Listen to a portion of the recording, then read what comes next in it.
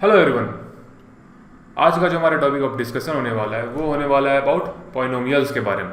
तो बेसिकली आप लोगों ने क्लास 9 में पॉलिनोमियल्स के बारे में पढ़ा ही होगा कुछ ना कुछ, basically in the basis of terms कि कितने तरीके के टर्म्स को हम कौन सा पॉलिनोमियल कहते हैं। तो बेसिक इन्फॉर्मेशन तो आप लोगों को पॉलिनोमियल्स की क्लास 9 में मिल चुकी है अगर आप लोगों ने अच्छे से विस्तार से पढ़ाई की होगी तो, और अगर नहीं पढ़ा हुआ है तो आ चुके हैं आपके शुभम भैया। क्लास 9 के भी टॉपिक को भी आज हम लोग कवर करने वाले हैं और क्लास 10 के टॉपिक को according to the new syllabus of CBSE complete करने वाले हैं। तो आज के वीडियो में हम लोगों ने पॉलिनोमियल्स के ऊपर फतह पाना है और सीखना है कि आखिर पॉलिनोमियल्स में सम्स कैसे बनते हैं।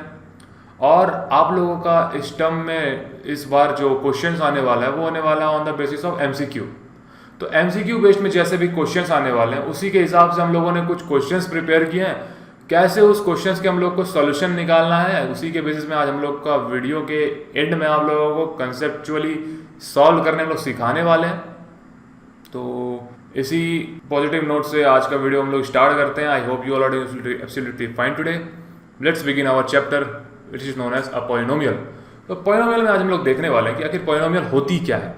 ठीक है, पॉलिनोमियल्स क्या होती है, कैसे हम लोग पॉलिनोमियल्स को अलग एल्जेब्रिक एक्सप्रेशन से, और different types of algebraic expression है, for example linear equation, quadratic equations, तो इन सारी इक्वेशन से अलग कैसे बताते हैं। ठीक है, कैसे सारी इक्वेशन से अलग है हमारा पॉलिनोमियल्स। और हम लोग देखने वाले हैं कि कैसे इसके रिलेशंस बनते हैं, कैसे इसके स्टेट ऑफ डिग्रीज बताते हैं, कैसे इसके फॉर्मेशन ऑफ फैक्टर्स होती है, कैसे हम लोग उसमें मिडिल टर्म स्प्लिट करते हैं। तो बहुत सारे इस टर्म में आप लोगों का जो पॉलिनोमियल्स में जो अकॉर्डिंग टू सिलेबस डिसाइड किया गया है, मैं आपको पहले बता देता हूँ कि इस साल बेसिकली इस साल के लिए आप लोगों का polynomial say about 60% of syllabus, not 60, 50% of syllabus reduce कर दिया गया। पिछले साल नहीं 2019 में आप लोगों का पॉलिनोमियल्स में रिमाइंडर फैक्टर थ्योरम, सारे टर्म डिग्रीज के टर्म पे जितने भी पॉलिनोमियल्स होते थे, like cubic polynomials, biquadratic polynomials के हिसाब से जितने भी सारे क्वेश्चन होते थे, सारे क्वेश्चंस आते थे। मगर 2020 जब से ये कोरोना महादेव आए हैं तो कोरोना काल के कारण सारे क्वेश्चंस को दिया है रिमूव करके आप लोगों के सीबीएसई वालों ने, और आप लोगों का जो पॉलिनोमियल्स का टॉपिक था उसको पूरा सिंक्रोनाइज करके एक अच्छा सा एक स्कोरिंग टॉपिक बना दिया गया आप लोगों के लिए। तो आई होप आप लोग अच्छे से फोकस करोगे इस टॉपिक को पढ़ने के लिए। और मैं बता दे रहा हूँ बहुत इंपॉर्टेंट चैप्टर है, बहुत इजी चैप्टर है, इजीली इसको आप लोग समझ लोगे और इजीली इस टॉपिक को पढ़ के आप लोग अच्छे से अच्छा स्कोर कर सकते हो। बेसिकली इस चैप्टर से मोस्ट प्रोबेबली 6 मार्क के क्वेश्चन आने वाले हैं और सारे क्वेश्चंस एमसीक्यू बेस्ड होंगे। तो कैसे क्वेश्चंस आएंगे वो भी मैं आपको बता देता हूँ। और चलो सीखते हैं आखिर पॉलिनोमियल्स क्या होती है। चलो हाँ, तो पॉलिनोमियल्स में पॉलिनोमियल को स्टार्ट करने से पहले मैं हम लोग उसको डिटेल थ्योरेटिकली देख लेते हैं आखिर पॉलिनोमियल होती क्या है। जिसमें बताया गया है कि an algebraic expression can have exponents that are rational numbers. जितने भी सारे एल्जेब्रिक एक्सप्रेशन, जैसे different type of algebraic expression होते हैं, मैं पहले इंक चेंज कर लेता हूँ। कोई भी एल्जेब्रिक एक्सप्रेशन ले लो, for example most common ax² + bx + c, this is a form of algebraic expression. ठीक है, ये हमारा इक्वेशन भी बन जाता है। एक और एल्जेब्रिक एक्सप्रेशन ले लो, ax², ax को ले सकते हो, x का डिग्री लो 3/2, फिर इसमें ले लो bx का 1/2 और प्लस 6c कर लो इक्वल टू 0 कर दो। ये भी हमारा एक एल्जेब्रिक एक्सप्रेशन है। तो बोलता है इसमें हमारा पॉलिनोमियल्स में थ्योरेटिकली जो बताया गया, हमारा जो यहाँ पे डेफिनेशन दिया उसमें बोला गया है कि एन एल्जेब्रिक एक्सप्रेशन, ध्यान से सुनो, an algebraic expression can have exponents that are rational numbers. बहुत सारे एल्जेब्रिक एक्सप्रेशन होते हैं जिसके एक्सपोनेंट्स, आई होप आप लोगों ने क्लास 9 में एक्सपोनेंट्स को अच्छे से पढ़ाई किया होगा। देख रहे हो क्लास 9 की मैथ्स आप लोगों की क्लास 10 में कैसे यूज आने वाली है। तो अगर आप लोगों ने क्लास 10 में अच्छे से आप लोगों ने अगर क्लास 9 में अच्छे से एक्सपोनेंट्स पढ़ाई की होगी तो अभी तो आप लोगों को ये टर्म समझ में आ गई होगी। मगर नहीं पढ़ा है तो आपके शुभम भी अगर बैठे हैं समझा देते हैं आप लोगों को, टेंशन बिल्कुल मत लो। क्या होती है एक्सपोनेंट? सपोज कोई भी एक ऐसी इक्वेशन है ax² + bx + c करके आपका कोई इक्वेशन है, जैसे कि ax² + bx + c करके आपका इक्वेशन होता है, जिसमें से हमारा x जो है क्या ये हमारा वेरिएबल है, एक्स हमारा क्या होता है, यहाँ पे भी एक्स, यहाँ पे हमारा वेरिएबल होता है। और वेरिएबल के साथ जो टर्म होते हैं ए और बी, ये हमारा क्या होता है, कोएफिशिएंट होता है। तो ए हुआ हमारा कोएफिशिएंट, ठीक है। को हमारा कोएफिशिएंट क्या होगा, ए और बी, क्योंकि एक्स के साथ वेरिएबल में है तो A and B is what, our coefficient. और सी जो हमारा क्या है, कांस्टेंट टर्म है, ठीक है। तो एक एल्जेब्रिक एक्सप्रेशन में हम लोग इसी तरह डिटरमाइन करते हैं कि कौन सा वेरिएबल है, कौन सा कौन सा कोएफिशिएंट है और कौन सा कांस्टेंट टर्म है। तो वेरिएबल कौन सा हमारा, ये दोनों एक्स जो है ये हमारा वेरिएबल है। हाँ सर समझ में आ गया, आगे बताइए। तो वेरिएबल ये होती है, कोएफिशिएंट इसे कहते हैं, कांस्टेंट टर्म इसे कहते हैं। आप लोगों को क्लियर हुई, किसी भी एल्जेब्रिक एक्सप्रेशन में किसी हम वेरिएबल, कोएफिशिएंट और कांस्टेंट टर्म कहते हैं। हाँ सर क्लियर है। मैं आप लोगों को एक्सपोनेंट्स के बारे में बताने वाला था। ये क्या बता रहे हो सर, एक्सपोनेंट्स क्या होती है? एक्सपोनेंट्स बेसिकली यहाँ पे एक्सपोनेंट्स हुआ जैसे कि हमारे पास यहाँ पे ए एक्स स्क्वायर है, तो जो वेरिएबल है हमारा एक्स स्क्वायर है इसमें, तो एक्स का डिग्री जो हुआ 2 हुआ, एक्स का पावर यहाँ पे क्या है 2 है, तो हमारा जो एक्सपोनेंट होता था वो 2 होता था। क्लियर है? या आप लोगों ने क्लास 9 में सीखा होगा, नहीं सीखा होगा तो देख लो, जो हमारा डिग्री होता है वही हमारा एक्सपोनेंट है, ठीक है। और अकॉर्डिंग टू दिस चैप्टर और दिस डेफिनेशन से बस समझ लो कि एक्सपोनेंट जो यहाँ पे बोला गया है वो इसी के ऊपर बोला जा रहा है कि यही हमारा x टू द पावर 2 जो है, 2 जो हमारा एक्सपोनेंट है। क्लियर है?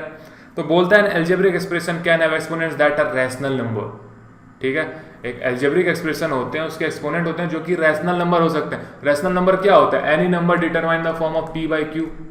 क्लियर है?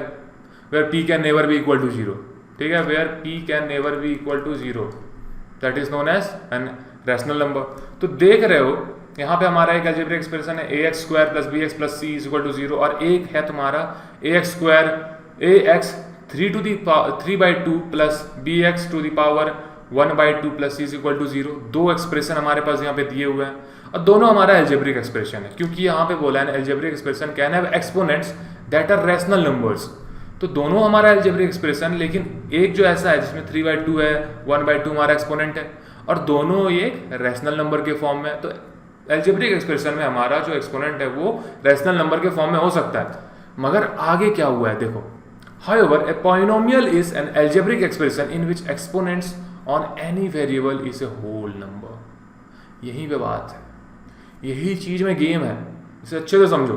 क्या बोलता है कि however a polynomial is an algebraic expression in which exponents on any variable is a whole number। For example ये वाला, फॉर एग्जाम्पल हमारा ये वाला जो फॉर्म ऑफ एक्सप्रेशन है A X square plus B X plus C, इसमें भी हमारा एक्सपोनेंट है which is 2, A B X का पावर 1 हो गया। तो ये दोनों भी हमारा एक्सपोनेंट है, लेकिन क्या ये रैशनल फॉर्म में है? नहीं है। हमारा बोला जाता है कि जब पॉलिनोमियल का कोई भी एक्सप्रेशन लिखा जा रहा है, पॉलिनोमियल्स की कोई भी अलजेब्रिक एक्सप्रेशन होती है, उसकी जो एक्सपोनेंट पावर होती है वो हमेशा होल नंबर होगी। जैसे कि जो भी ए एक्स टू दी पावर 0 हो सकता है, प्लस या तो फिर ए एक्स टू दी पावर 2 हो सकती है, ए एक्स हो सकती है, बहुत सारे टर्म ऑफ एग्जाम्पल हो सकते हैं, लेकिन जो भी वेरिएबल का पावर होगा वो होल नंबर के अंदर आना चाहिए। वो अगर आप लोगों का इंटीजर हो गया, वो अगर आप लोगों का रैशनल नंबर हो गया, तो वो पॉलिनोमियल नहीं कहलाता है। क्लियर है? तो ये देखो, यही हमारा ये डेफिनेशन बोल रहा है कि पॉलिनोमियल एक ऐसा एक्सप्रेशन है, ऐसा एल्जेब्रिक एक्सप्रेशन है जिसमें वेरिएबल का जो पावर होता है, जो एक्सपोनेंट होता है, वो हमेशा होल नंबर होता है। तो इसी से आप डिटरमाइन कर सकते हो कि कौन सा एक्सप्रेशन आपका पॉलिनोमियल है और कौन सा एल्जेब्रिक एक्सप्रेशन आपका पॉलिनोमियल नहीं है। तो आप देख रहे हो ये हमारे पास दो एल्जेब्रिक एक्सप्रेशन है, A X square plus B X plus C. पहला एक्सप्रेशन ये, दूसरा एक्सप्रेशन ये हुआ। तो आराम से आप कह सकते हो कि हमारा पॉलिनोमियल का एक्सप्रेशन कौन सा है? ये वाला। समझ में आई बात कि पॉलिनोमियल होती क्या है? चलो इसी को विस्तार से हमारे पास डेफिनेशन दी हुई है, देख लो उस चीज को। बोलता है, पहले इसे मिटा लेता हूँ। इसमें लिखा गया है कि 5x³ plus 3x plus 1 is an example of a polynomial. अभी हम लोगों ने देखा, देखो x टू दी पावर क्या है? 3 है। इसकी जो डिग्री है, इसकी जो एक्सपोनेंट है, जो वेरिएबल है, इसकी जो एक्सपोनेंट है क्या है? यहाँ पे 3 है, यहाँ पे 3x टू दी पावर 1 है। अगर कोई भी डिग्री नहीं होती तो उसका हम लोग कंसीडर करते हैं 1। यहाँ पे +1 इसे कांस्टेंट टर्म है। इस example of polynomial is an algebraic expression as well. तो ये एक ऐसा एल्जेब्रिक एक्सप्रेशन है जो पॉलिनोमियल भी है। वही अगर हम ले लेते हैं कि 2x plus 3x root under x, देख रहे हो, 2x plus 3 root x is an algebraic expression but not a polynomial. क्यों? Since the exponent on x is 1 by 2 which is known as a whole number which is not a whole number. कैसे? देखो 2x plus 3 root x, देख रहे हो यहाँ पे तो x का पावर 1 है। हाँ सर आपने तो बोला था कि होल नंबर में होती है, यहाँ पे तो होल नंबर दी हुई है। मगर देखो दूसरा एक्सप्रेशन में जो हमारा दूसरा टर्म है, देख रहे हो 2x प्लस, हम लोग x का पावर क्या लिखते हैं अगर रूट के अंदर है तो लिखते हैं x to the power 1 by 2। तो यहाँ लिख सकते हो x to the power 1 by 2। तो इस टर्म में क्या देख रहे हो? इस टर्म में देख रहे हो कि हमारा ये रैशनल नंबर के फॉर्म में आ गया। तो कह सकते हैं हम लोग कि ये हमारा पॉलिनोमियल नहीं है, मगर ये अलजेब्रिक एक्सप्रेशन है। ये अलजेब्रिक एक्सप्रेशन तो हम ये मानते हैं, लेकिन हमारा ये पॉलिनोमियल नहीं है क्योंकि इसकी जो एक्सपोनेंट है वो होल नंबर नहीं रही, वो रैशनल नंबर हो गई। तो इसीलिए ये हमारा पॉलिनोमियल नहीं हुआ। क्लियर है? हाँ सर क्लियर है सर, हम लोग समझ गए। अब आगे बताओ।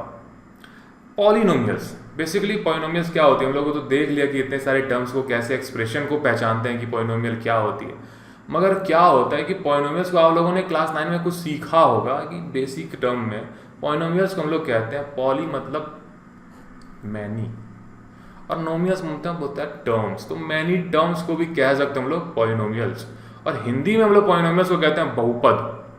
आज तो हम लोग बाबू हिंदी में नहीं पढ़ने वाले हैं, लेकिन अगर आप लोगों को चाहिए कि आप लोगों के शुभम भैया शुद्ध हिंदी में कंटेंट बनाएं तो है यहाँ पे हम बैठे हुए। आप बस कमेंट की देरी है, कमेंट करो, हिंदी में भी आप लोगों का कंटेंट आने वाला है, आ जाएगी अगर आप लोग कमेंट करके बोलोगे तो।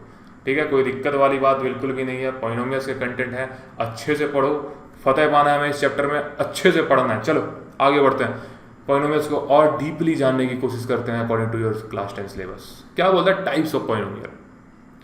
तो क्लास 9 में आप लोगों ने टाइप्स ऑफ पॉलिनोमियल्स पढ़ा होगा, मगर on the basis of terms पढ़ा होगा। अगर टर्म्स में अगर होते हैं तो पॉलिनोमियल्स कितने टाइप ऑफ होते हैं। तो नंबर ऑफ टर्म्स में भी आप लोगों का कुछ पॉलिनोमियल होता है, तो आप लोगों ने क्लास 10 में पढ़ा होगा। अब टर्म क्या हुआ?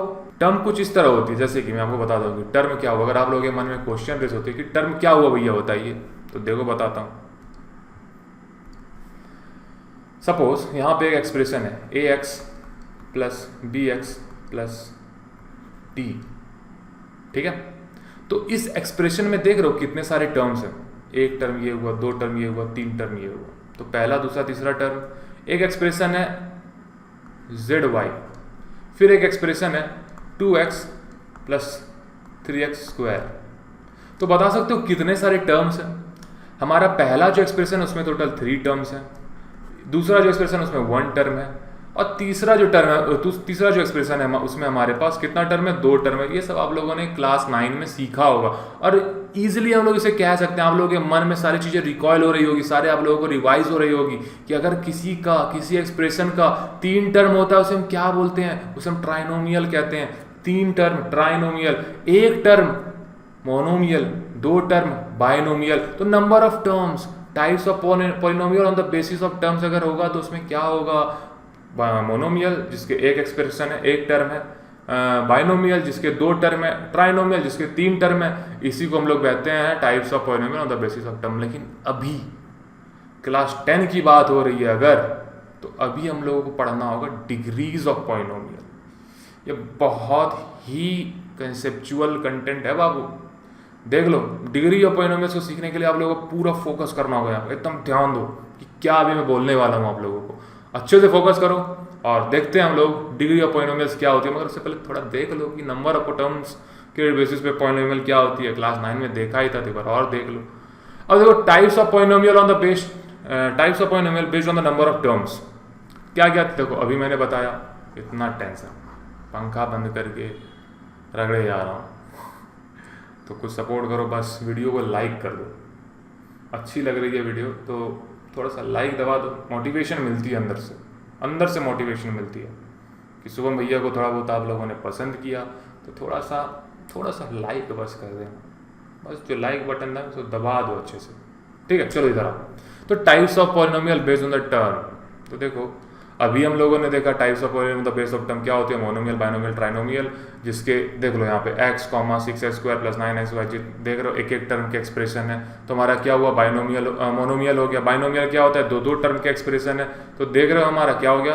बाइनोमियल हो गया। ट्राइनोमियल क्या हो गया? 3 टर्म ऑफ एक्सप्रेशन है, तो हम ट्राइनोमियल कहते हैं। क्लियर है? हाँ सर, हाँ सर क्लियर है सर। आप बोले थे डिग्री ऑफ पॉलिनोमियल्स के बारे में बताने वाले हो, अच्छे से बताओ उसे। तो चलो उसी के ऊपर आते हैं। देखो, types of polynomial based on degrees, बहुत इंपॉर्टेंट कंसेप्ट है। और आप लोगों की क्लास 10 में जो भी क्वेश्चंस आने वाली है वो types of polynomial based on degrees के ऊपर से ही आने वाली है। ठीक है, तो देखते हैं टाइप्स ऑफ पॉलिनोमियल क्या क्या होती है। देखो, मैं रफली पढ़ाऊंगा, कोई एनिमेशन इस बार नहीं आएगी, सिर्फ पेन यहाँ पे बोर्ड पढ़ा देता हूँ। देखो, types of polynomial based on degree क्या होती है। सबसे पहला होता है हमारा लीनियर पॉलिनोमियल। आप लोग पूछोगे सर सर क्या होता है। रुक जाओ, सबको सीख तो लो, अच्छे से सुन लो पहले क्या होता है, क्या मैं बोलने जा रहा हूँ, अच्छे से सुन लो। अब देखो, दूसरा क्या होता है। दूसरा होता है क्या, क्वाड्रेटिक पॉलिनोमियल। सबसे ज़्यादा क्वेश्चंस आप लोगों की इस साल क्वाड्रेटिक पॉलिनोमियल से ही आने वाली है। लिखवा लो, आज मैं बोल दे रहा हूँ शुभम भैया, आप लोगों को कमेंट मतलब लिख के देते हैं, अंगूठा लगवा लो मेरा कि इस बार आप लोगों का सिलेबस के अकॉर्डिंग क्वाड्रेटिक पॉलिनोमियल से बाबू भर के क्वेश्चन आएंगे। तो क्वाड्रेटिक पॉलिनोमियल्स को अच्छे से रिवाइज करना है हम लोग को और अच्छे से पढ़ना है। चलो क्वाड्रेटिक पॉलिनोमियल लिखते हैं पहले। ओह, हैंड राइटिंग देख रहे हो शुभम भैया की, यार बस यूज टू हो रहे हैं इस चीज़ों से। क्वाड्रेटिक पॉलिनोमियल हो गई। तीसरा क्या हो गया, तीसरा हो गया हमारा क्यूबिक पॉलिनोमियल। देखो, ऐसे ऐसे हम लोग दे देते हैं मार्क, समझ जाओगे पॉलिनोमियल ये कौन लिखता है उतना, देखो पढ़ा रहे हैं संघर्ष से, देख लो। अब देखो क्वाड्रेटिक क्यूबिक। अब देखो चौथा क्या हुआ हमारा, चौथा होगा बाय क्वाड्रेटिक पॉलिनोमियल्स। तो on the basis of degree हमारे पास 3 नहीं 4 पॉलिनोमियल्स होते हैं। कौन कौन सा, linear polynomials, quadratic polynomials, cubic polynomials and by quadratic polynomials. बोलो बोलो कितने होते हैं सर, 4 होते हैं। तो 4 होते हैं, सबके एक्सप्रेशन तो होते होंगे। हम लोगों ने देखा मोनोमियल के कुछ टर्म्स थे, उसके एक्सप्रेशन थे। लो एक्स लिख दो, एक टर्म है तो मोनोमियल। और डिग्री में ऐसा नहीं होता। डिग्री में यहाँ पे तुम एक टर्म लिख दोगे तो उतना लीनियर पॉलिनोमियल नहीं हो गया। अगर 2 टर्म भी लिख दोगे तो भी वो लीनियर पॉलिनोमियल हो सकता है। पूछो कैसे, देखो मैं एक्सप्रेशन लिख के दिखाता हूँ। ax plus b, क्लियर है? This is the expression of algebraic, this is the expression of linear polynomial. मैं इंक चेंज कर देता हूँ। This is the expression of algebraic polynomial ax plus b। इसमें देख रहे हो x कितना वेरिएबल यूज किया जा रहा है हमारे पास, कितना वेरिएबल वाला टर्म है। तो हमारे पास यहाँ पे एक वेरिएबल वाला टर्म है और एक कांस्टेंट टर्म है। मैंने आपको जस्ट थोड़ी देर पहले बताई थी, कुछ एल्जेब्रिक एक्सप्रेशन होती है, उसमें कोएफिशिएंट क्या होती है, कांस्टेंट टर्म क्या होती है और वेरिएबल क्या होती है। इसमें हमारा वेरिएबल क्या है, x। क्लियर है? कहाँ पे है, देख लो ax। तो x हमारा क्या हुआ, वेरिएबल हो गया। हमारा जो x है वो क्या है, वेरिएबल। और a क्या है हमारा, कोएफिशिएंट। जो भी टर्म, जो भी वैल्यू हमारे वेरिएबल के साथ होती है उसे हम कहते हैं कोएफिशिएंट। क्लियर है? हाँ सर, हाँ सर क्लियर है। मैं जानता था इस चीज़ को, जानता था। फिर से सुन लो, क्या दिक्कत है, इतना देर रुकिए, पढ़ लो थोड़ा सा। b क्या, कांस्टेंट टर्म, जिसके साथ कोई भी वेरिएबल नहीं होती उसे हम कहते हैं कांस्टेंट टर्म। क्लियर है? तो देखो एक ऐसा एक्सप्रेशन ax plus b, बस ax plus b। तो देख रहे हो उसमें x का हमारा एक्सपोनेंट क्या है, x का पावर क्या है। सर आपने बोला था अगर कोई पावर नहीं होती उसे हम 1 कंसिडर कर लेते हैं। एग्जैक्टली यही बात है बाबू। ax plus b मतलब x का पावर क्या है हमारे पास, 1 है। और उसी 1 को हम लोग कहते हैं डिग्री। और यही बेसिस को हम लोग कहते हैं types of polynomial based on degrees. तो ये हमारा पहला लीनियर पॉलिनोमियल जो है, इसका कितना डिग्री होता है, 1 होता है। इसका वेरिएबल कितना होता है, 1 होता है। एक वेरिएबल 1 डिग्री, समझे? और 1 डिग्री तो सब कह सकते हो, अगर 1 डिग्री है तो उसका 1 जीरो भी होगा। क्लियर है? तो लीनियर पॉलिनोमियल का कितना डिग्री होता है, 1 डिग्री होता है। जीरो कितनी होती है, 1 होती है। तो बताओ क्वाड्रेटिक के कितने होते होंगे। अभी तो अगर ये 1 होती होगी तो उसके 2 होते होंगे ना सर। एग्जैक्टली वही होती है, मगर कैसे, आओ देखते हैं। यहाँ पे देखो ax² + bx + c करके हमारे पास एक टर्म है, एक इक्वेशन है। ठीक है? इसमें देख रहे हो हमारे पास वही x² एंड x क्या है, हमारा कोएफिशिएंट है। इस कोएफिशिएंट के पास देख रहे हो हमारे पास क्या है, a है, b है, c है। a b क्या हो गया हमारा, वेरिएबल हो गया। c क्या हो गया हमारा, कांस्टेंट टर्म हो गया। हाँ सर समझ गए। इसके डिग्री क्या होगा बताओ आप लोग अगर जानते हो तो बता सकते हो। सोचो क्या होगा, अगर जान गए तो कमेंट करके बता दो। देखो उसका डिग्री होगा 2। अब 2 क्यों हुआ सर? देखो इसमें क्या था, हमारे पास सबसे बड़ा वेरिएबल कौन सा था, x था। x हमारे पास वेरिएबल क्या था, x था। उसकी डिग्री क्या थी, 1 थी। इसमें भी हमारे पास वेरिएबल x है और x² है। लेकिन हम लोग क्या करते हैं, कंसीडर करते हैं डिग्री को वही हम लोग डिग्री उसी को कंसिडर करते हैं जिसकी एक्सपोनेंट की वैल्यू सबसे ज़्यादा है। तो देख रहे हो ए एक्स स्क्वायर, यहाँ पे एक्स का जिसके साथ कोएफिशिएंट ए है, इसमें वेरिएबल एक्स का पावर जो है 2 है।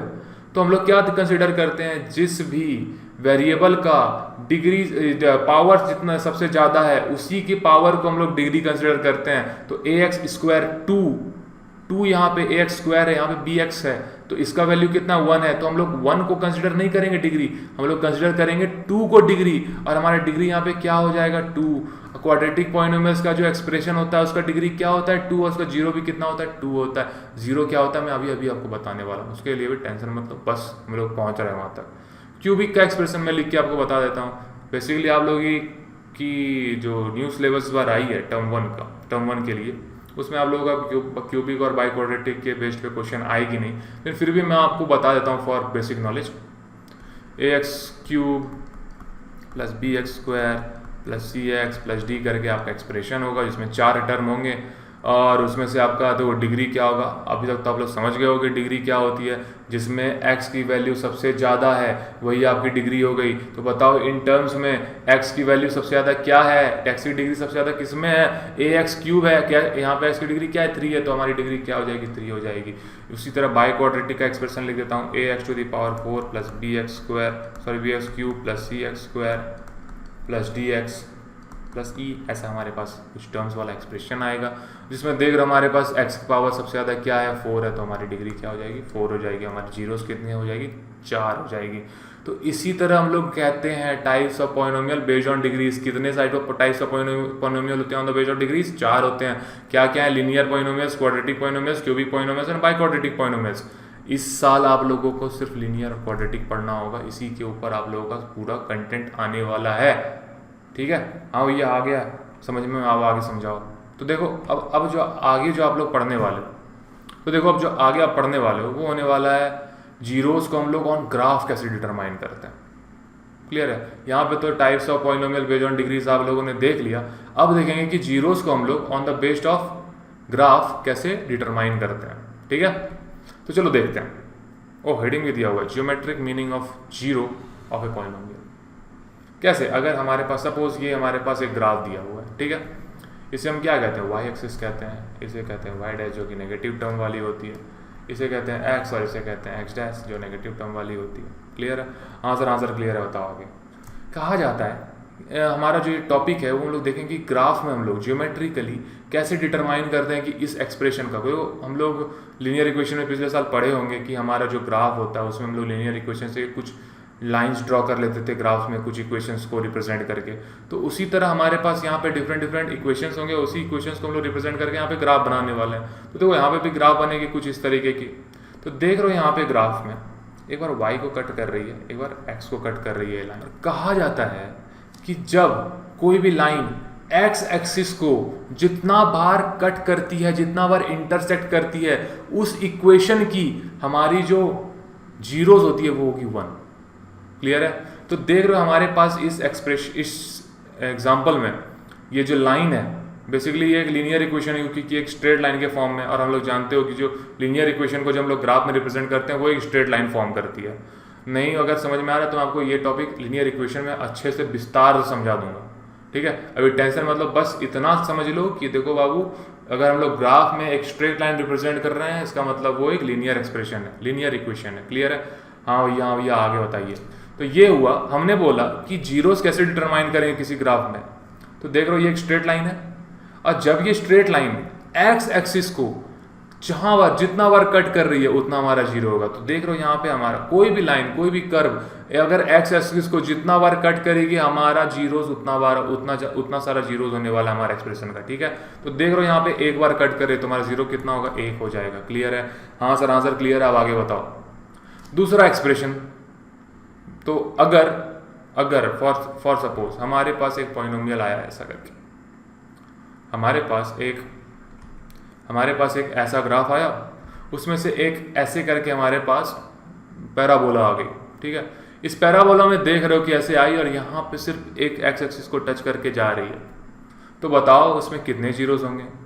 सर आपने बताया कि एक्स एक्सिस को जितनी बार वो इंटरसेक्ट करती है उतनी बार हमारी जीरो होती है, तो यहाँ पे कितनी बार इंटरसेक्ट कर रही है? बस टच करके निकल जा रही है सर। तो देखो इसका मतलब क्या होगा, जीरो होगा, सॉरी जीरो हमारा कितना हो जाएगा, जीरो हमारा यहाँ पे 1 हो जाएगा। यहाँ पे हमारा जीरो क्या, हमारा 1 होगा, तो हमारा जीरो यहाँ पे 1 हो गया। अगर मैं बोलूँ कि एक हम लोग पैराबोला लिए और यहाँ पे हमारी एक्स एक्सिस को उस पैराबोला ने ऐसे करके उस ग्राफ के थ्रू ग्राफ के थ्रू हम लोगों ने पैराबोला को ऐसे रिप्रेजेंट किया, तो बताओ यहाँ पे एक्स एक्सिस कितनी बार कट हो रही है? बताओ बताओ बताओ सर। यहाँ पे तो इजीली मेंशन कर दी गई कि एक बार यहाँ पे, एक बार यहाँ पे, 2 बार कट हुई है। देख रहे हो और कहीं पे कट है? नहीं सर नहीं कट है। तो बताओ कितनी यहाँ पे जीरोस होगी? मैंने तो आपको पहले बताया कि जहाँ जितनी बार एक्स एक्सिस पे हमारा कोई भी कर्व इंटरसेक्ट करता है हमारा उतना सारा जीरोस होता है। तो यहाँ पे देखो कितने जीरोस होंगे, यहाँ पे 2 जीरोस होंगे। तो देखो इंटरसेक्ट 2 एक्स एक्सिस कितनी बार कर रही है, 2 बार कर रही है, तो हमारा जीरोस क्या होगा, 2 होगा। क्लियर है? हाँ सर क्लियर है सर, आगे बढ़ो। चलो एक और कोऑर्डिनेट फिर से देखो, Y axis, Y dash, X dash and X. इसमें एक और कर्व ले लेते हैं हम लोग। लो हम स्टाइल से देखो, जादू देखोगे हमारे, देखो ये लो जादू देखा। इस जादू में मतलब इस कर्व में देख रहे हो हमारा कितनी बार एक्स एक्सिस इंटरसेक्ट किया जा रहा है, 1 2 3 4 5, मतलब कि जीरोस कितने हुए हैं सर? इस बार तो खेल हो गया, एकदम से गेम हो गया। यहाँ 5 बार इंटरसेक्ट हुए, मतलब जीरोस कितना? तो मैं सीधे बता दे रहा हूँ, अगर 1 करोड़ बार अगर कोई भी कर्व एक्स एक्सिस को कट कर रही है, तो उस कर्व का जो जीरोस बनने वाला है, उस इक्वेशन का जो जीरोस बनने वाला है, उतना ही होने वाला है जितना बार उस कर्व ने एक्स एक्सिस को इंटरसेक्ट किया है। तो देख रहे हो इस कर्व में एक्स एक्सिस को 5 बार इंटरसेक्ट किया, मतलब कितने जीरोस? तो 5 जीरोस। क्लियर है? हाँ सर क्लियर है। यहाँ तक अगर क्लियर हो गया तो आप लोगों का एनसीईआरटी का 2.1 एक्सरसाइज आप लोग ईजिली बना लोगे। मगर एक चीज़ आप लोगों को बता देता हूँ उससे पहले, हम लोगों ने देखा कि एक्स एक्सिस को जितने भी कर्व अगर कट कर देते हैं तो हमारा उतना जीरोस हो जाता है। अगर कोई भी कर्व या कोई भी लाइन वाई एक्सिस को ऐसे कट करे तो कितने सारे जीरोस होंगे? तो देखो मैं बता देता हूँ कि अगर वाई एक्सिस पे अगर कोई भी लाइन या कोई भी कर्व कट करती है तो पॉलिनोमियल ही नहीं होता, क्योंकि हमारा लॉ है ये कि जितने भी अगर टर्म्स आ रहे हैं, जितने भी हमारे कर्व्स आ रहे हैं, वो एक्स एक्सिस को इंटरसेक्ट करनी चाहिए। अगर वाई एक्सिस को इंटरसेक्ट कर रही है तो फिर ये हमारा पॉलिनोमियल के अंदर कंसीडर नहीं किया जाएगा। तो जाहिर सी बात है, अगर कोई भी ग्राफ आप लोगों को दिखा रहा है कि वो वाई एक्सिस को कट करके जा रहा है, या कोई भी इक्वेशन आपका ऐसा ग्राफ बता रहा है कि वाई एक्सिस को इंटरसेक्ट करके निकलेगा, इसका मतलब वो कंप्लीट इक्वेशन है ही नहीं। ठीक है, इसी कारण वो हमारा पॉलिनोमियल्स के अंदर कंसिडर नहीं किया जाता है। तो आओ एनसीईआरटी के कुछ क्वेश्चंस को सॉल्व करते हैं, उसे समझने की कोशिश करते हैं। चलो ये हमारा एक्सरसाइज 2.1 जानते ही हो। अरे देखो अभी मैंने बताया कि अगर कोई भी लाइन एक्स एक्सिस को छोड़ के वाई एक्सिस को इंटरसेक्ट कर दे तो कितने सारे जीरोस होंगे? तो बताओ कितने सारे जीरोस होंगे? सर अभी तो आपने बोला कि वो इक्वेशन पॉलिनोमियल ही नहीं होती है, तो ये क्या होगा इसका आंसर? नॉट डिफाइंड, मतलब नॉट ए पॉलिनोमियल। लिख देना नॉट ए पॉलिनोमियल। हाँ नंबर 2 में दिखा रहा है ऐसे करके आया एक बार, देखो वाई एक्सिस एक बार कट किया तो कोई फर्क नहीं पड़ता हमें। ये देखो यहाँ पे वाई एक्सिस यहाँ पे इंटरसेक्ट कर रही है एक बार, तो कितने सारे जीरोस हो गए? यहाँ पे हमारे पास 1 जीरो हो गया। तो बताओ तीसरे नंबर में कितना होगा? तीसरे नंबर में देखो 1 2 3 बार एक्स एक्सिस को इंटरसेक्ट कर रहा है ये कर्व, तो कितना हो गया हमारा जीरो? हमारा जीरो यहाँ पे भी 3 हो गया। यहाँ पे देखो चौथे नंबर में क्या होगा? चौथे नंबर में 1 2 बार कर्व को कट कर रहे, वो कर्व जो है एक्स एक्सिस को 2 बार कट कर रही है, तो यहाँ पे 2 हो जाएगी। इधर ध्यान दो, जल्दी से जल्दी हमें खत्म करना है इस टॉपिक को। यहाँ पे 1 2 3 4, वाह, तो ये हमारा 4 जीरो। नंबर 6 हमें क्या बता रही है? 1 2 3 बार, तो हमारा कितना जीरो हो जाएगा? 3 हो जाएगा। That's all. यहाँ पे आप लोगों का एनसीईआरटी का 2.1 चुटकी बजाते कंप्लीट हो गया। और क्या है इसमें? बस ज्योमेट्रिकल रिप्रेजेंटेशन ऑफ पॉलिनोमियल जो होती है यही होती है। ग्राफ में हम लोग इसी तरह दिखाते हैं कि जितने बार कोई भी कर्व एक्स एक्सिस को कट करती है, इंटरसेक्ट करती है, उतना ही हमारा जीरो होता है। वही हमारा ये एक्सरसाइज पूछ रहा था, हम लोगों ने फटाक से सॉल्व कर दिया समझ के। ठीक है सर 2.1 तो बहुत आसान था, 2.2 बताओ अब कैसे बनाएंगे?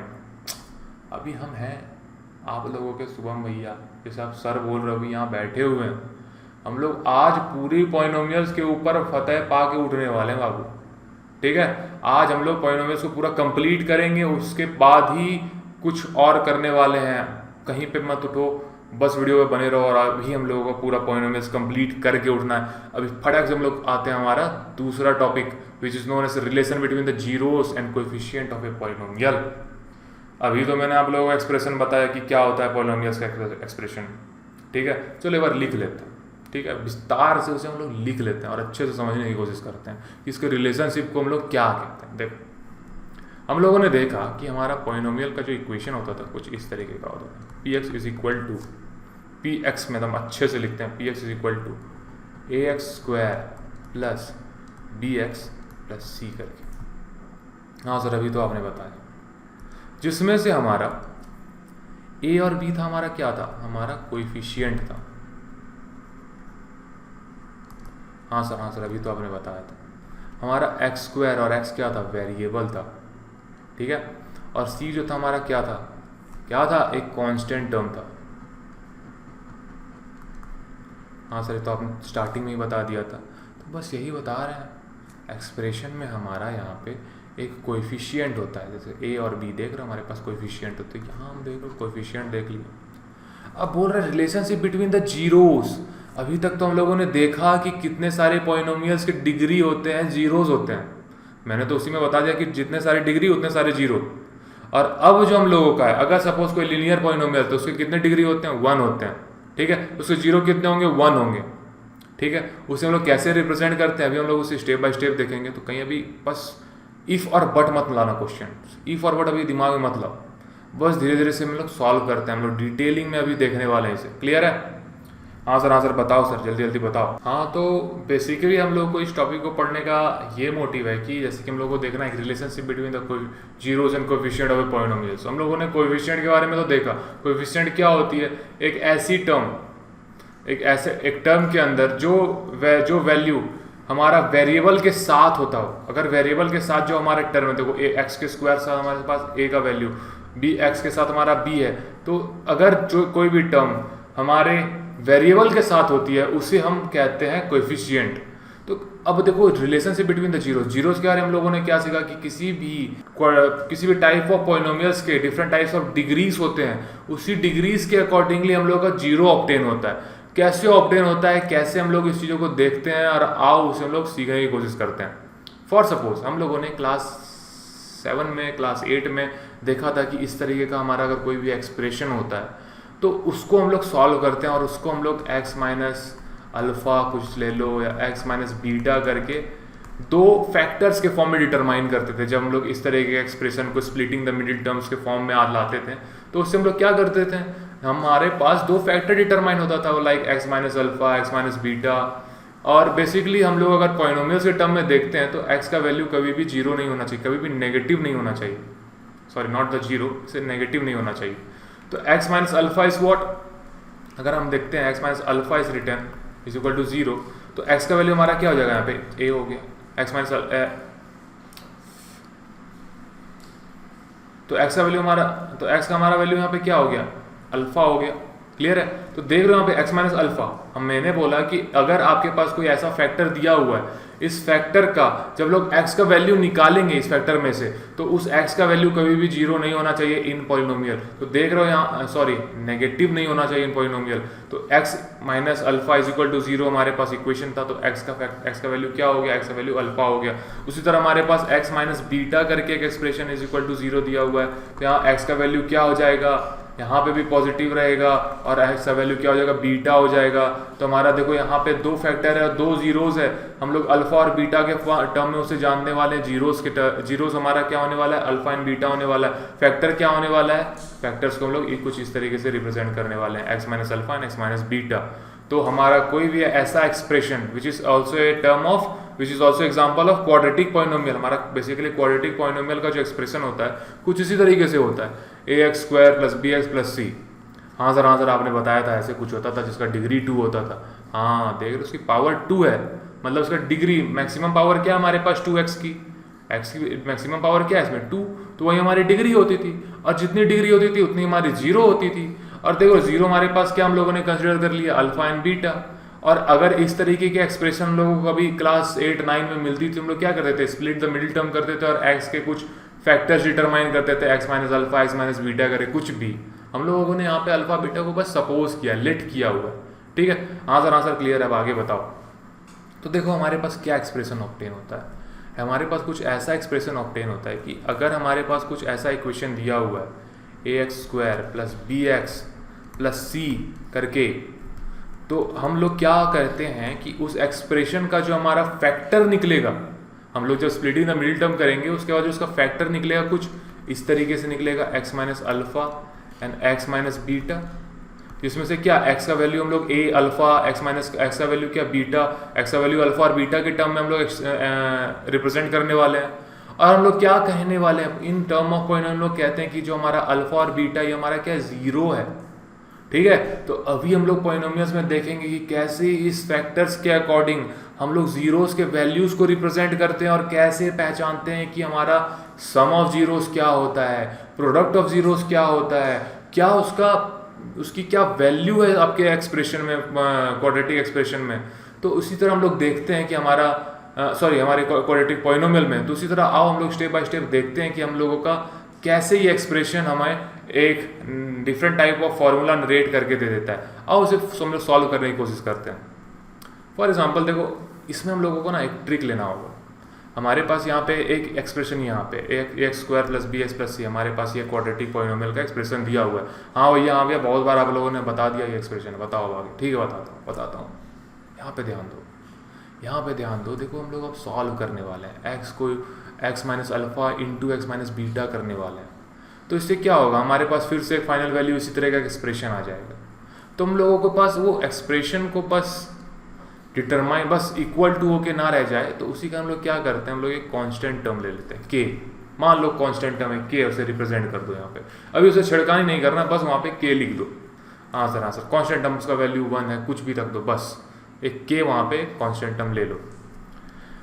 अब इसे सॉल्व करने की कोशिश करते हैं। क्या होता है कि ax² प्लस bx प्लस इसे यहीं पे छोड़ दो, LHS को LHS एज इट इज छोड़ दो यहाँ पे। अब क्या करना है, k को एज इट इज वहीं पे छोड़ो। अब x इंटू एक्स क्या होगा हमारा, x² होता है, हाँ सर x² होता है। x इंटू माइनस बीटा तो क्या हो जाएगा, माइनस x बीटा।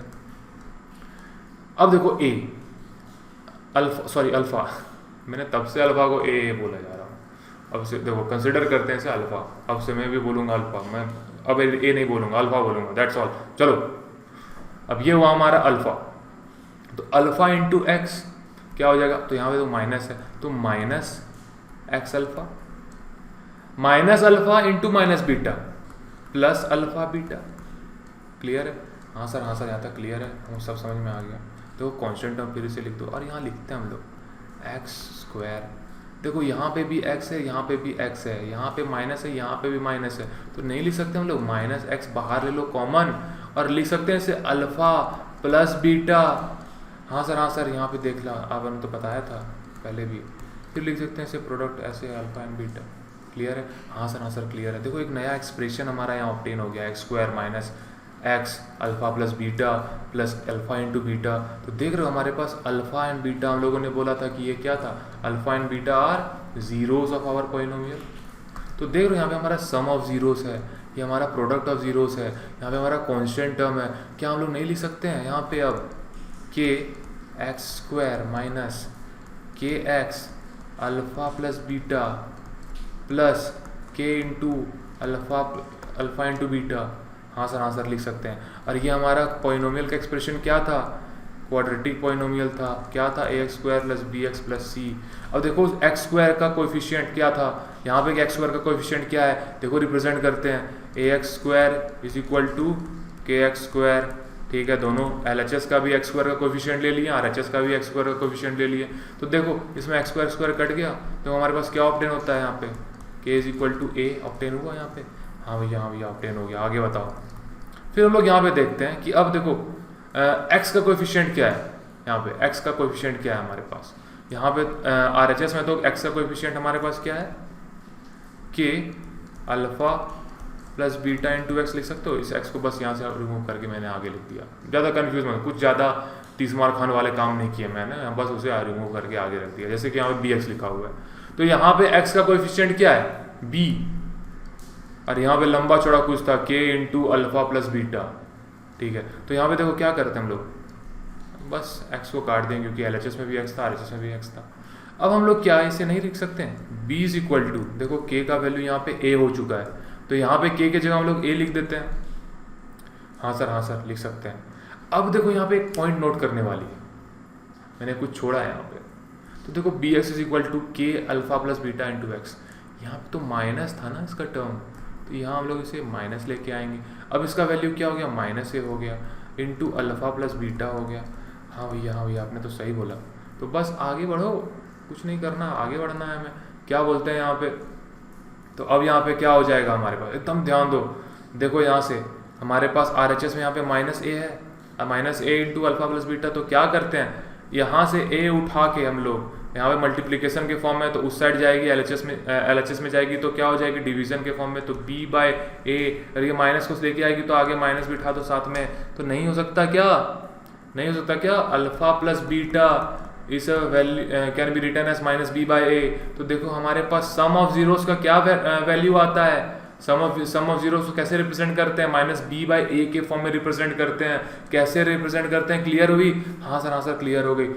अगर जिसको नहीं क्लियर हुई फिर से बता दे रहा हूँ, टेंशन मत लो। देखो क्या किया हमने, अच्छे से देखो क्या हुआ हमारा। यहाँ तक हम लोगों ने यहाँ पे बस एक एक्सप्रेशन ऑब्टेन किया था, x square minus x into alpha plus beta plus alpha into beta, ठीक है। अब उसको हम लोगों ने के से मल्टीप्लाई कर दिया ब्रैकेट के अंदर सबको, ठीक है। तो के एक्स स्क्वायर माइनस के x alpha plus beta plus के अल्फा इंटू बीटा, ठीक है। हाँ सर क्लियर हो गया।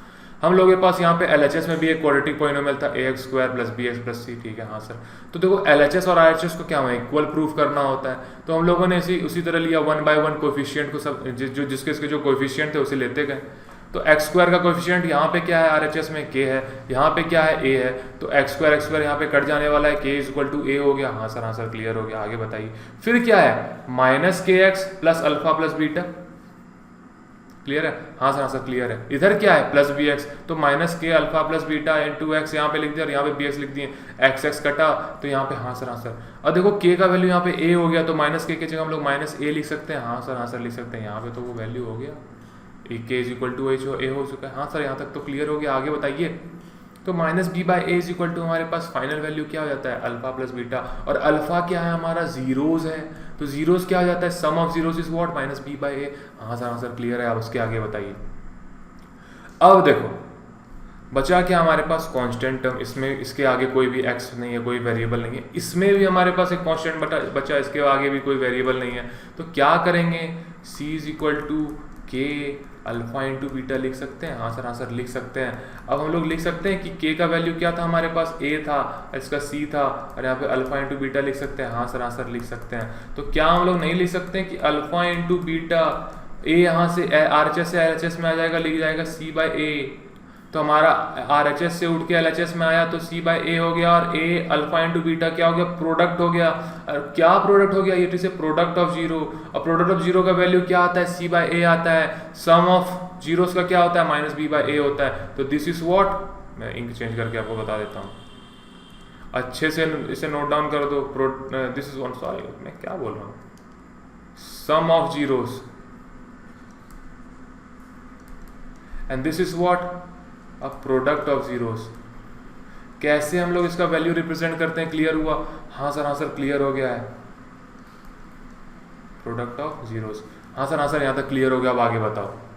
देखो अब यहाँ से आप लोगों का थोड़ा कंसेप्ट खुलने वाला, आप लोग थोड़े अवेयर होने लगोगे टर्म्स के पीछे।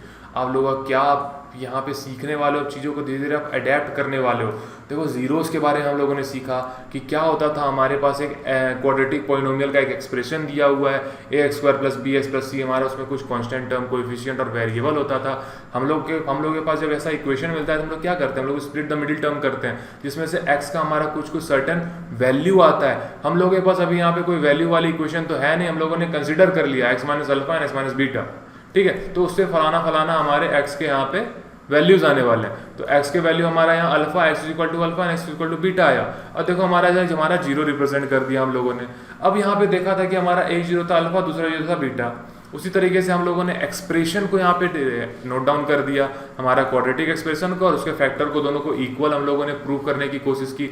जब हम लोगों ने उसे प्रूव करने का कोशिश किया तो उससे हम लोगों को क्या ऑब्टेन हुआ, हम लोगों ने देखा एट द एंड कि हमारा अल्फा प्लस बीटा जो सम ऑफ जीरोस है उसका एक्सप्रेशन का वैल्यू क्या हो जाता है माइनस बी बाई ए, और जो हमारा alpha into beta which is also known as product of zeros उसका वैल्यू क्या डिराइव होता है सी बाई ए। इसका मतलब है जो हमारा जो एल्जेब्रिक एक्सप्रेशन था उसका जो यहाँ पे बी आ रहा है, कोई भी एक्सप्रेशन में b के जगह जो वैल्यू होगा x कोएफिशिएंट, x वेरिएबल के साथ जो कोएफिशिएंट होगा वो यहाँ हम लोग डाल देंगे, और x स्क्वायर का कोएफिशिएंट जो होगा उसका वैल्यू हम लोग यहाँ पे डाल देंगे। तो सम ऑफ जीरोस का हम लोग और क्या लिख सकते हैं, तो चलो मैं हम लोग उसे डिटेल में देखते हैं। ये रहा, हम लोगों ने देखा कि हमारा यहाँ पे ax square plus bx plus c करके पॉलिनोमियल का एक्सप्रेशन था। हाँ भैया यहाँ तक तो आप लोगों ने क्लियर कर दिया, आगे बताइए। फिर हम लोगों ने देखा कि इसमें हमारा क्या है, कोएफिशिएंट है एक्स स्क्वायर का एक कोएफिशिएंट है which is a and b, x का कोएफिशिएंट है b, हमारे पास वेरिएबल है एक्स स्क्वायर एंड x। फिर हम लोगों ने देखा हमारे पास कुछ फैक्टर्स थे। What were the factors, factors थे हमारे क्या थे, x minus alpha and x minus beta. हाँ सर क्लियर है। फिर हम लोगों ने कुछ जीरोस को ऑब्टेन किया which was considered as sum of zeros, ठीक है। हाँ सर सम ऑफ जीरोस वो क्या होती थी, अल्फा प्लस बीटा को हम लोगों ने बोला सम ऑफ जीरोस, इसका वैल्यू हम लोगों ने डिराइव किया, क्या हुआ था माइनस बी बाई ए हुआ था। हाँ सर हुआ था। फिर हम लोगों ने क्या नरेट किया था, हमारा प्रोडक्ट ऑफ जीरोस। हाँ sir product of zeros narrate किया था। जैसे सम ऑफ जीरो था a plus B, alpha plus beta, देखो फिर मैंने a प्लस बी, अब देखो अब इस बार गलती नहीं होगी। अगेन सॉरी फ्रॉम शुभम भैया, हर वीडियो में सॉरी बोल देते हैं शुभम भैया, देखो समझ लो, थोड़ा समझदार हो आप लोग, आप ही लोग की तरह आपके शुभम भैया भी हैं, तो समझने की कोशिश करो क्या मैं बता रहा हूँ। देखो हमारा प्रोडक्ट ऑफ जीरोस क्या होता है, अल्फा इंटू बीटा होता है, ठीक है। अल्फा इन बीटा का हमारा क्या नरेट हुआ था, क्या डिराइव हुआ था, देखो पीछे जाके वीडियो में देख सकते हो, सी बाई ए डिराइव हुआ था। अब देखो यहाँ पे, देखो हम लोगों ने बताया कि कोएफिशिएंट क्या होती है, कांस्टेंट टर्म क्या होती है, वेरिएबल क्या होती है। तो देखो यहाँ पे सम ऑफ जीरोस कहाँ पे रिप्रेजेंट करते थे, हम लोगों ने एक्सप्रेशन को भी नरेट करने सीखा था। हमारा एक्सप्रेशन क्या होता था कि हमारा एक्सप्रेशन को हम लोग कुछ इस तरह लिखते थे, A X square minus alpha into beta X plus C, इस तरह करके हम लोगों ने अपना एक्सप्रेशन को नरेट करना सीखा था। हाँ सर यहाँ तक सीखा था हम लोगों ने। आगे बताइए, ये हम लोगों का एक्सप्रेशन बनता था जब हम लोग दोनों फैक्टर्स को मल्टीप्लाई करते थे, ठीक है। हमारा फैक्टर्स क्या, x minus alpha x minus beta को हम लोग मल्टीप्लाई करते थे तो हमारा ये एक्सप्रेशन बनता था। हाँ सर ये एक्सप्रेशन बनता था, लेकिन यहाँ सी नहीं होता था, वो यहाँ पे अल्फा इंटू बीटा होता था। आई एम सॉरी, तो देखो अल्फा इंटू बीटा होता था, ठीक है। हाँ सर क्लियर हो गया, आगे बताइए। तो अब हम लोगों के पास एक्सप्रेशन क्या था, हमारे पास एक्सप्रेशन कुछ इस तरीके का था, A X square plus B X plus C, अभी हम लोगों ने देखा। हाँ सर ये तो आपने बताया, नहीं चेंज कर देता हूँ। फिर हम लोगों ने देखा हमारे पास सम ऑफ जीरोस था, what, A alpha plus beta, तो हम लोग लिख सकते हो अल्फा प्लस बीटा। इसमें देख रहे हैं हम लोग minus B by A, what is minus B by A, यहाँ पे जो हमारा b का value which is a coefficient of x, हमारा b का वैल्यू कुछ भी होगा that will be a coefficient of x, तो लिख सकते हो b का वैल्यू विच इज माइनस, क्योंकि यहाँ पे माइनस भी है, अब लोग उसको लिख सकते हैं माइनस कोएफिशिएंट ऑफ x, क्योंकि यहाँ पे तो b का वैल्यू x ही है, coefficient of x by a का वैल्यू, क्योंकि यहाँ पे a है, a का वैल्यू क्या है हमारे पास, एक किसका कोएफिशिएंट है बताओ, एक्स स्क्वायर का, तो लिख सकते हो यहाँ पे कोएफिशिएंट ऑफ एक्स स्क्वायर। हाँ सर, तो यही हमारा फॉर्मूला हो गया, इससे हम लोग लिख सकते हो माइनस बी बाई ए के भी फॉर्म में। हमें बस यहाँ पे लिख देना, अगर हमसे कहीं सम ऑफ जीरोस पूछा तो अगर हमारे पास ऐसा एक्सप्रेशन दिया है बस हमें लिख देना यहाँ पे minus B by A, B का वैल्यू और ए का वैल्यू यहाँ पे रिप्रेजेंट कर देना हमारा, that will be known as a value of sum of zeros. अब इसी तरह पूछ लिया कि product of zero, product of zero क्या होता है, अल्फा इंटू बीटा। अब अल्फा इंटू बीटा क्या हो गया, सी बाई ए। अब देखो सी क्या है हमारा, इसमें सी क्या है, सी से कांस्टेंट टर्म, तो लिख सकते हो कांस्टेंट टर्म। हाँ सर लिख सकते हैं। अब बताओ हमारा यहाँ पे सी तो कांस्टेंट टर्म था हर एक्सप्रेशन में, ए क्या है हमारा यहाँ पे, ए हमारा क्या है, it is a coefficient of x square, तो यहाँ पे डाल दो कोएफिशिएंट ऑफ एक्स स्क्वायर। अब यहाँ पे हमारा वैल्यू क्या आ सकता है, हमारा वैल्यू आ सकता है सी बाई ए। तो देखो हम लोगों ने प्रोडक्ट का वैल्यू यहाँ पे निकालने सीख लिया, हम लोगों ने यहाँ पे सम ऑफ जीरोस का वैल्यू निकालने सीख लिया। सम ऑफ जीरोस का क्या होता है minus B by A, product of zero का क्या होता है हमारा सी बाई ए।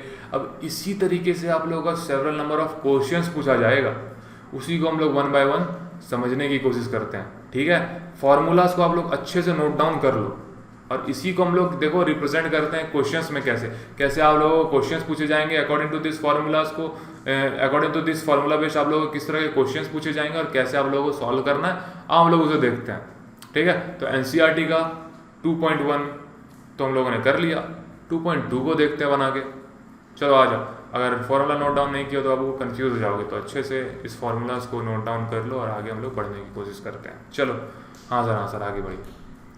ये रहा हमारा एनसीईआरटी का 2.1 के कुछ 2.2 के कुछ क्वेश्चंस। पहला क्वेश्चन बोल रहा है कि 4s² माइनस 4s प्लस 1, ये हमारा एक एक्सप्रेशन बोल रहा है कि find the zeros of following quadratic polynomials and verify the relationship between the zeros and the coefficient. कैसे जीरोस फाइंड आउट करेंगे बताओ।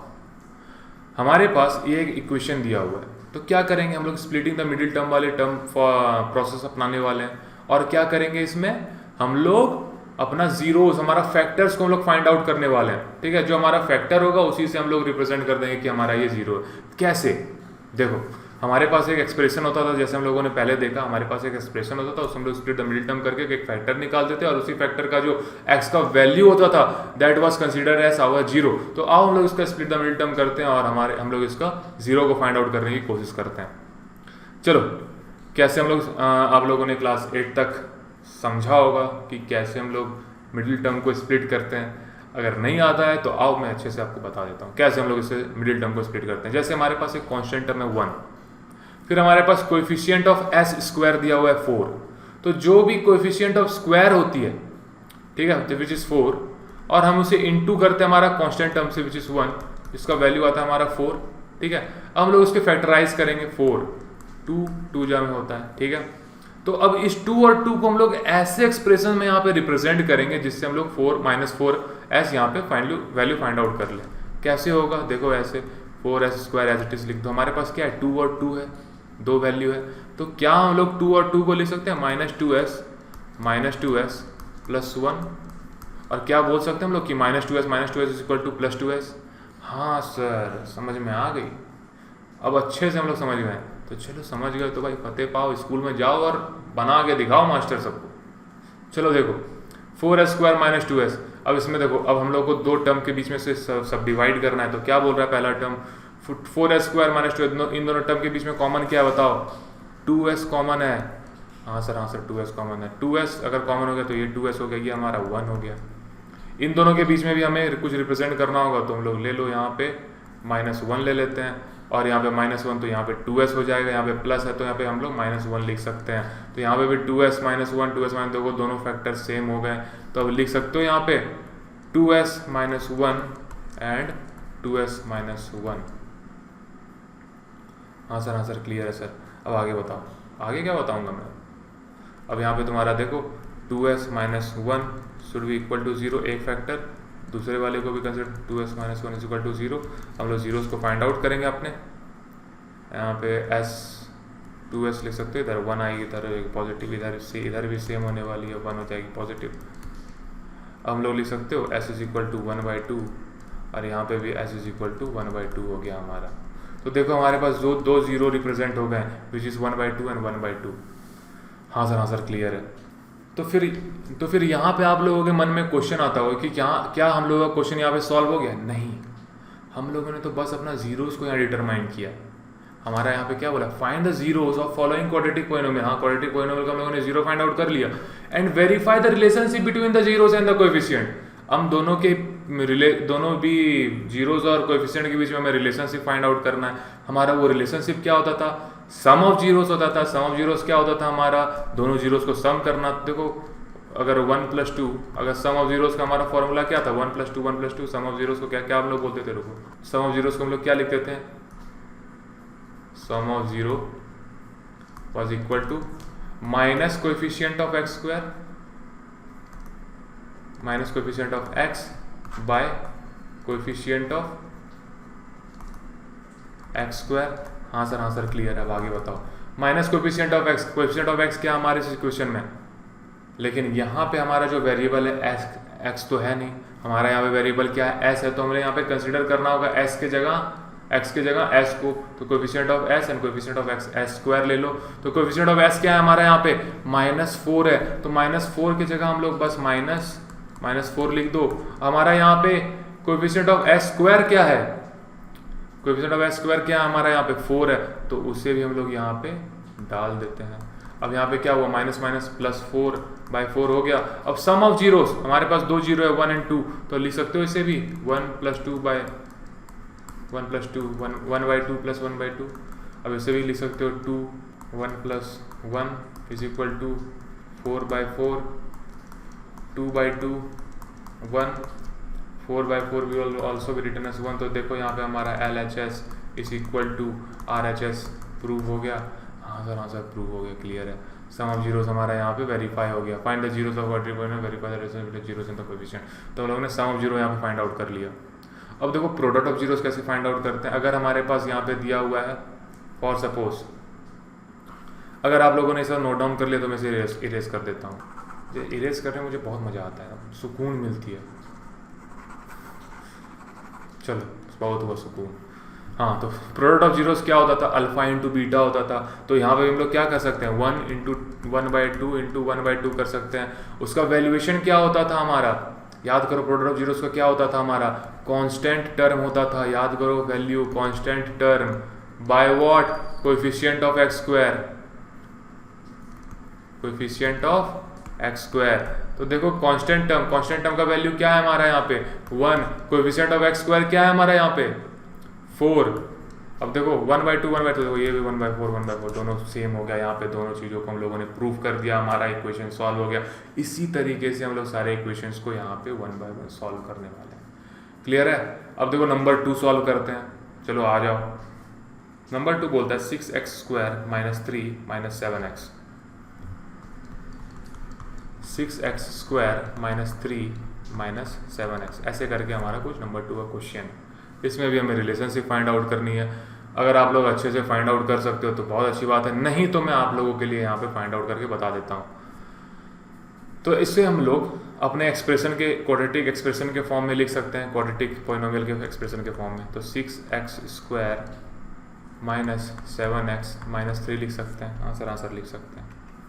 अब देखो यहाँ पे क्या है, कैसे हम लोग स्प्लिट द मिडिल टर्म कर सकते हैं, क्लियर है। Constant term into coefficient of x square, तो 6 × 3 18 के फैक्टर्स लिखो क्या क्या होते हैं, 2 से 9 बार में, देखो यहीं पे आ गए।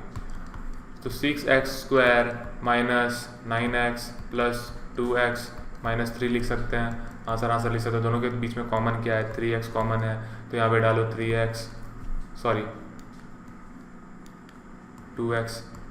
3, यहाँ पे भी लिख सकते हो +1, तो 2x - 3, क्या लिख रहा हूँ यार। ठीक है सर, आगे बताइए। यहाँ पे हो जाएगा। देखो अब कैसे लिखते हैं, हमारा एक फैक्टर है 3x + 1 और दूसरा फैक्टर है 2x - 3। हमारा जीरोस क्या हो जाने वाला है, 3x + 1 = 0 and where the value of x will be -1/3। और दूसरा जीरो क्या होने वाला है, 2x - 3 = 0 और x = -3/2। सॉरी -3 उधर जाएगी तो +3 जाएगी 3/2। तो देखो हमारे पास 2 जीरोस रिप्रेजेंटेड हो गए। यहाँ पे 2 जीरो हम लोगों ने रिप्रेजेंट कर दिया। वेयर x का पहला जीरो क्या है हमारा -1/3 और दूसरा जीरो क्या है हमारा 3/2। अब हम लोगों को इसे प्रूफ करना है। सम ऑफ जीरोस क्या होता है बताओ, सम ऑफ जीरो होता है दोनों जीरोस का सम 1/3 + 3/2। उसका वैल्यू क्या होता है -b/a। तो -b का वैल्यू क्या है हमारे पास, यहाँ पे देखो एक्सप्रेशन में -7, तो -7 लिख दो बाई a का वैल्यू क्या है हमारे पास 6 है, यहाँ पे देखो लिख दो। इसे भी सॉल्व करो, 6 ये हो गया हमारा 2 - 9 ये हो गया हमारा +7/6। ये देखो हम लोगों ने सम ऑफ जीरो यहाँ पे प्रूव कर दिया। दोनों सम 1/6 दोनों के रिलेशनशिप यहाँ पे प्रूव हो गए। प्रोडक्ट ऑफ जीरोस क्या होती है उसे भी हम लोग यहाँ पे फाइंड आउट कर लेते हैं। हाँ सर जल्दी जल्दी बताओ। देखो प्रोडक्ट ऑफ जीरोस क्या होती है, -1/3 इंटू 3/2। हाँ सर क्लियर है। अब इसके वैल्यूज़ क्या होते थे, constant term by the value of A. Constant term, तो कांस्टेंट टर्म क्या है हमारा यहाँ पे माइनस थे, तो देखो माइनस लिख दिए। ए का क्या है यहाँ पे, तो देखो 6 लिख दिए यहाँ पे, हो गया -1/2। हाँ सर क्लियर है। यहाँ पे भी 3 कट गई, तो ये भी हम लोग का हो गया -1/2 इज इक्वल टू -1/2। देखो यहाँ पे इवैल्यूएशन प्रूफ हो गई, सारे रिलेशनशिप प्रूफ हो गए। अब नेक्स्ट क्वेश्चन क्या है हमारा, ये क्वेश्चन 4u² + 8u, बहुत इंटरेस्टिंग क्वेश्चन है। चलो इसे भी रिप्रेजेंट करते हैं, 4u² + 8u। Third question 4u² + 8u, इसे कैसे सॉल्व करेंगे, तो इधर ध्यान दो, इधर आ जाओ। देखो इन दोनों फैक्टर्स के बीच में, इन दोनों इक्वेशन के बीच में कॉमन टर्म क्या है, 4, u इज कॉमन, तो लिख सकते हो इसे अब u + 2। हाँ क्लियर है। तो देखो हमारा एक फैक्टर क्या हो गया 4u और दूसरा क्या हो गया u + 1, तो लिख सकते हो 4u = 0 और दूसरे के बारे में u + 2 = 0। अब u = -2, दूसरा 0 क्या हो जाए, u = 0/4 विल बी u = 0, और दूसरा क्या हो गया u = -2। तो पहला 0 क्या है 0 और दूसरा 0 क्या है -2। तो अब इसे प्रूफ करते हैं हम लोग, आओ। प्रोडक्ट क्या होता है, सम ऑफ 0 पहले प्रूफ करते हैं, 0 + -2 इज इक्वल टू वॉट, क्या होती थी याद करो, -b। तो b क्या होगा हमारा, माइनस कोएफिशिएंट ऑफ u, तो माइनस कोएफिशिएंट ऑफ u क्या है हमारा -8 बाय कोएफिशिएंट ऑफ x² होता था, इसमें यहाँ u है तो हम यहाँ पे 4 डाल देंगे, तो ये हो जाएगा हमारा -2 और ये हमारा यहाँ पे -2 इज इक्वल टू -2। प्रूफ हो गई हमारी sum of zeros. Product of zeros भी प्रूफ कर देता हूँ मैं। ये देखो बहुत इजी क्वेश्चन थी, one of the most easiest question है आप लोगों की। उसमें क्या अल्फा इंटू बीटा, क्या हमारे पास है 0 × -2, 0 × -2 लो तो 0 ही हो गया। अब क्या कांस्टेंट टर्म क्या हमारे पास कुछ नहीं दिया हुआ, कुछ नहीं दिया तो हो गया वो 0 बाय वॉट ए क्या है हमारा यहाँ पे 4, तो देखो यहाँ पे हो क्या हो गया वैल्यू -2 × 0 0, 0/4 is 0। प्रूव हो गई, ये हमारा यहाँ पे भी क्वेश्चन खत्म हो गया। चलो चौथा क्वेश्चन क्या बोलता है, चौथा क्वेश्चन बोलता है t² - 15, इसे भी प्रूव करते हैं हम लोग। t² - 15, ठीक है, प्रूव कर देते हैं। क्या है इसे हम लोग याद करो, एक टर्म था हमारा, हम लोग बचपन में जब छोटे छोटे बच्चे थे, जब हम लोगों को इस यूट्यूब की दुनिया के बीच बारे में इंट्रोडक्शन नहीं हुई थी, तो हमारे छोटे छोटे स्कूल में छोटे छोटे टीचर लोग छोटे छोटे बच्चों को पढ़ाया करते थे। क्या पढ़ाया करते थे कि हम लोग a² - b² का हम लोग रिप्रेजेंट कर सकते हैं एक अलग फॉर्म में, कैसे, a + b and a - b के फॉर्म में। तो यहाँ पे भी हम लोग इस टर्म में देखते हो लिख सकते हैं इस तरह का, क्योंकि a² तो दिया हुआ है हमारे पास, बस b जो है हमें इसे b² के टर्म में रिप्रेजेंट करना है। कैसे, -b है, यहाँ पे भी -b, तो लिख सकते हैं इसे t² - √15²। तो क्या होता है √a × √a क्या होगा हमारा a होगा, तो उसी तरह √15 × √15 क्या होता है 15 लिख सकते हैं। तो हम लोग 15 को यहाँ √15 के फॉर्म में √15² के फॉर्म में रिप्रेजेंट कर सकते हैं। हाँ सर सही बताया आपने। तो अब देखो यहाँ पे a² - b² को हम ले सकते हैं a + b and a - b, तो क्या यहाँ पे नहीं लिख सकते हैं t² - √15 माइनस √15² को t + √15 एंड t - √15। हाँ सर लिख सकते हैं। अब आगे बताइए, देखो t, अब देखो जीरोस को फाइंड आउट करते हैं, क्या होता है t + √15 and equal to 0 and t - √15 = 0। हाँ सर बताया था आपने। तो t = -15 हो जाएगी ये, और दूसरा हो जाएगा 2 = √15। ये हमारा जीरोस हो गया, क्लियर है। अब चलो सम ऑफ जीरोस फाइंड आउट करते हैं। थोड़ा अच्छा लगेगा, मैं इंक चेंज कर देता हूँ। तो सम ऑफ जीरोस क्या होता था हमारा, याद करो -b/a। यहाँ पे हमारा b कुछ नहीं है, क्योंकि देख रहे हो हमारे पास यहाँ पे कोई भी सिंगल विदाउट डिग्री वाला कोई भी यहाँ पे टर्म है, कोई वेरिएबल नहीं है। तो यहाँ पे क्या लिख देंगे -b/a, -b हमारे पास क्या कुछ नहीं है 0। अब यहाँ पे देखो a क्या है हमारे पास t², उसका वैल्यू क्या होगा 1। तो अब लोग लिख सकते हैं सम ऑफ जीरोस की जगह -15 +15 क्या होता है, माइनस रूट अंडर +15 माइनस दोनों कट जाने वाला है, ये 0 तो ये भी 0, इतना 0 0 इक्वल हो गया। प्रोडक्ट हम लोग फाइंड आउट करते हैं। प्रोडक्ट क्या बोलता है, प्रोडक्ट ऑफ जीरोस हमारा, प्रोडक्ट ऑफ जीरोस का वैल्यू क्या था, C/A। इसमें C क्या है, कांस्टेंट टर्म क्या हमारा -15 है। हाँ सर -15 है। अब देखो हमारा यहाँ पे A क्या है, A क्या वैल्यू क्या है, 1 है। हमारा प्रोडक्ट ऑफ जीरोस क्या होगा, -√15 into √15 is equal to what, इसको भी लिख सकते हो -15। अब ये दोनों भी हमारा RHS इक्वल टू LHS हो गया। ये भी कांस्टेंट हमारा, इन दोनों को भी जीरोस को, रिलेशंस को और कोएफिशिएंट को हम लोगों ने प्रूफ करके दिखा दिया। वो इसी तरह हम लोगों का क्वेश्चन बनने वाला है। One of the toughest questions को हम लोगों ने इसे लिया था। इजी क्वेश्चन आप लोग के बुक में दिए हुए होंगे, 1 बाय 1 जाओ और मज़े में सॉल्व करो। सर आपने तो पूरे NCERT को सॉल्व करके दिखा दिया। यही हमारा धर्म है, यही हमारा कर्म है।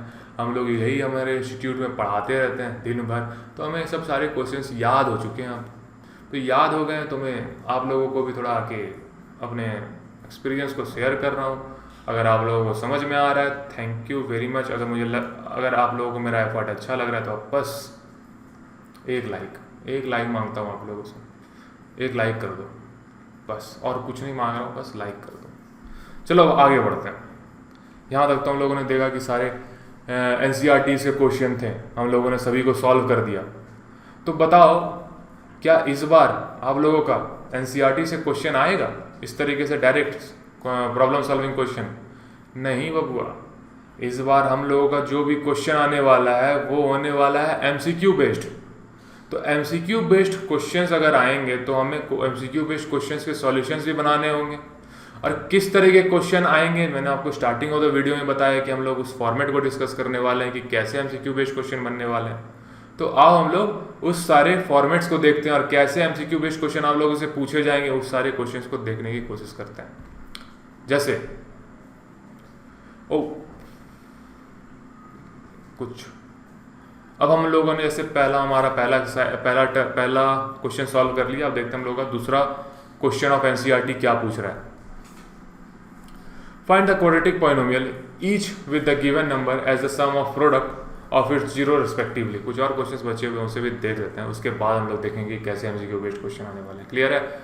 थोड़ी फिर से हड़बड़ी हो गई हमारे शुभम भैया ने, नया शुरू किया है अभी यूट्यूब में वीडियो डालना, थोड़े हड़बड़ा जाते हैं। थोड़ी अभी उस तरह की हमारे पास वैराइटीज़ एंड स्पेशलिटीज़ फीचर्स हैं नहीं, बस सिंपल सा पेन और एक पेन टूल लेके पढ़ा रहा हूँ, तो थोड़े हड़बड़ा जाते हैं कभी कभी शुभम भैया। तो थोड़ा कोरिलेशन, एक अच्छा रिलेशन बनाए रखो, तो धीरे धीरे आप लोगों के लिए कंटेंट जो है इम्प्रूव होती रहेगी, क्वालिटी जो है इम्प्रूव होती रहेगी। क्या है, कुछ है और इस चैप्टर्स में बस हम दोनों को एक अच्छा कनेक्शन बनाना है, सॉल्यूशन बनाना है, 1 बाय 1 सॉल्व करना है और सारे मैथ्स के चैप्टर में फतेह पाने और 100 नंबर फोड़ना है मैथ्स में, इस साल भी, अगले साल भी, उससे आने वाले अगले साल में भी। क्योंकि मैंने तो अभी तक अपने इंस्टीट्यूट में बच्चों को देखा कि हम लोग मिल के बहुत सारे सॉल्यूशंस बनाते थे और सारे सॉल्यूशंस को बनाने के बाद उस चैप्टर में ऐसी पकड़ बनाई कि कभी डर नहीं लगा उस चैप्टर को, उस क्वेश्चन को सॉल्व करने में, और सारे क्वेश्चंस को 1 बाय 1 धनातन सॉल्व करते गए। तो आओ अब हमारी एक जो ये ऑनलाइन प्लेटफॉर्म वाली भी जो जर्नी अब स्टार्ट हो चुकी है, तो इससे भी मैं जो कुछ स्टूडेंट हैं, कुछ भाई लोग हैं, तो उन लोगों के लिए मैं ऐसा कंटेंट बनाऊंगा और हम लोग मिलके फिर से 100 फोड़ने वाले हैं। चलाओ देखते हैं। Find the quadratic polynomial each with the given number as the sum and the product of its zero respectively. तो देखो हमारे पास इससे क्वाड्रेटिक पॉलिनोमियल्स का एक्सप्रेशन डिराइव करना है, हम लोगों को, जिसमें से हमारे पास sum of zeros and product of zeros दिया हुआ है। तो पहले यहाँ पे हमारे पास सम रिप्रेजेंट किया, तो पहले वाले टर्म को हम लोग सम रिप्रेजेंट करेंगे, दूसरे वाले में प्रोडक्ट है तो दूसरे वाले को प्रोडक्ट रिप्रेजेंट करेंगे। ठीक है, तो मतलब बोला गया है कि जो हमारा सम ऑफ जीरोस क्या होता था, alpha plus beta was equal to what, was equal to वही -b/a। ठीक है, और उसका क्या दिया हुआ हमारे पास, alpha plus beta is equal to 1/4 दिया हुआ है।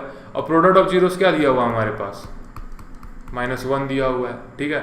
हमारा एक्सप्रेशन क्या होता था बाबू क्वाड्रेटिक पॉलिनोमियल्स को, फैक्टर्स को जब हम लोग कंबाइन करते थे, हमारा एक्सप्रेशन था क्या, x² माइनस वो ax² plus bx² plus c, नहीं, हमारे जो फैक्टर्स को इंटू करके हमारे पास जो एक्सप्रेशन ऑब्टेन होता था वो उसके बारे में बात कर रहा हूँ।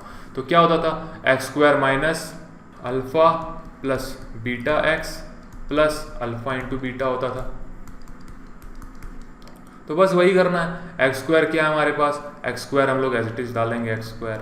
अब देखो अल्फ़ा प्लस बीटा का एक्सप्रेशन क्या है, -1/4x plus alpha into beta क्या है हमारे पास, -1 है। तो देखो इसके बाद हम लोग को एलसीएम निकालने होंगे, तो ये हो जाएगा हमारे पास 4x² माइनस, इसे इक्वेशन को हमें 0 लिख दो, इसे यहाँ लिख दो x प्लस माइनस क्या हो जाता है, माइनस आता तो -1, 4/4 इज इक्वल टू 0। अब लिख सकते हो इसे 4x² minus x minus 1 is equal to 0। 4 इधर आ गई, उधर से 0 से इंटू होगी तो क्या हो जाएगी, 1 करोड़, नहीं 0, तो 0 लिख दिया हम लोग। बस इस तरीके से बनाना है। दूसरा क्वेश्चन क्या बोल रहा है, दूसरा क्वेश्चन बोल रहा है हमारे पास पहला दिया हुआ है 0 विच इज √2, और दूसरा दिया हुआ है first is given as a sum of zeros and second one is a product of zeros. Sum of zeros is what, मतलब कि अल्फ़ा प्लस बीटा का वैल्यू दिया हुआ है हमारे पास √2, अल्फ़ा इंटू बीटा का वैल्यू दिया हुआ हमारे पास 1/3। तो क्या होता है, देखो रिप्रेजेंट करते हैं हम लोग दोनों फैक्टर्स को इंटू करके, क्या लिखते हैं, x² minus alpha into beta x into plus alpha into beta लिखते थे। हाँ सर इस तरह लिखते थे, आगे बताइए जल्दी से। x² minus alpha plus beta को लिख सकते हो यहाँ पे √2x plus alpha into beta को लिख सकते हो 1/3। हाँ सर लिख सकते हैं।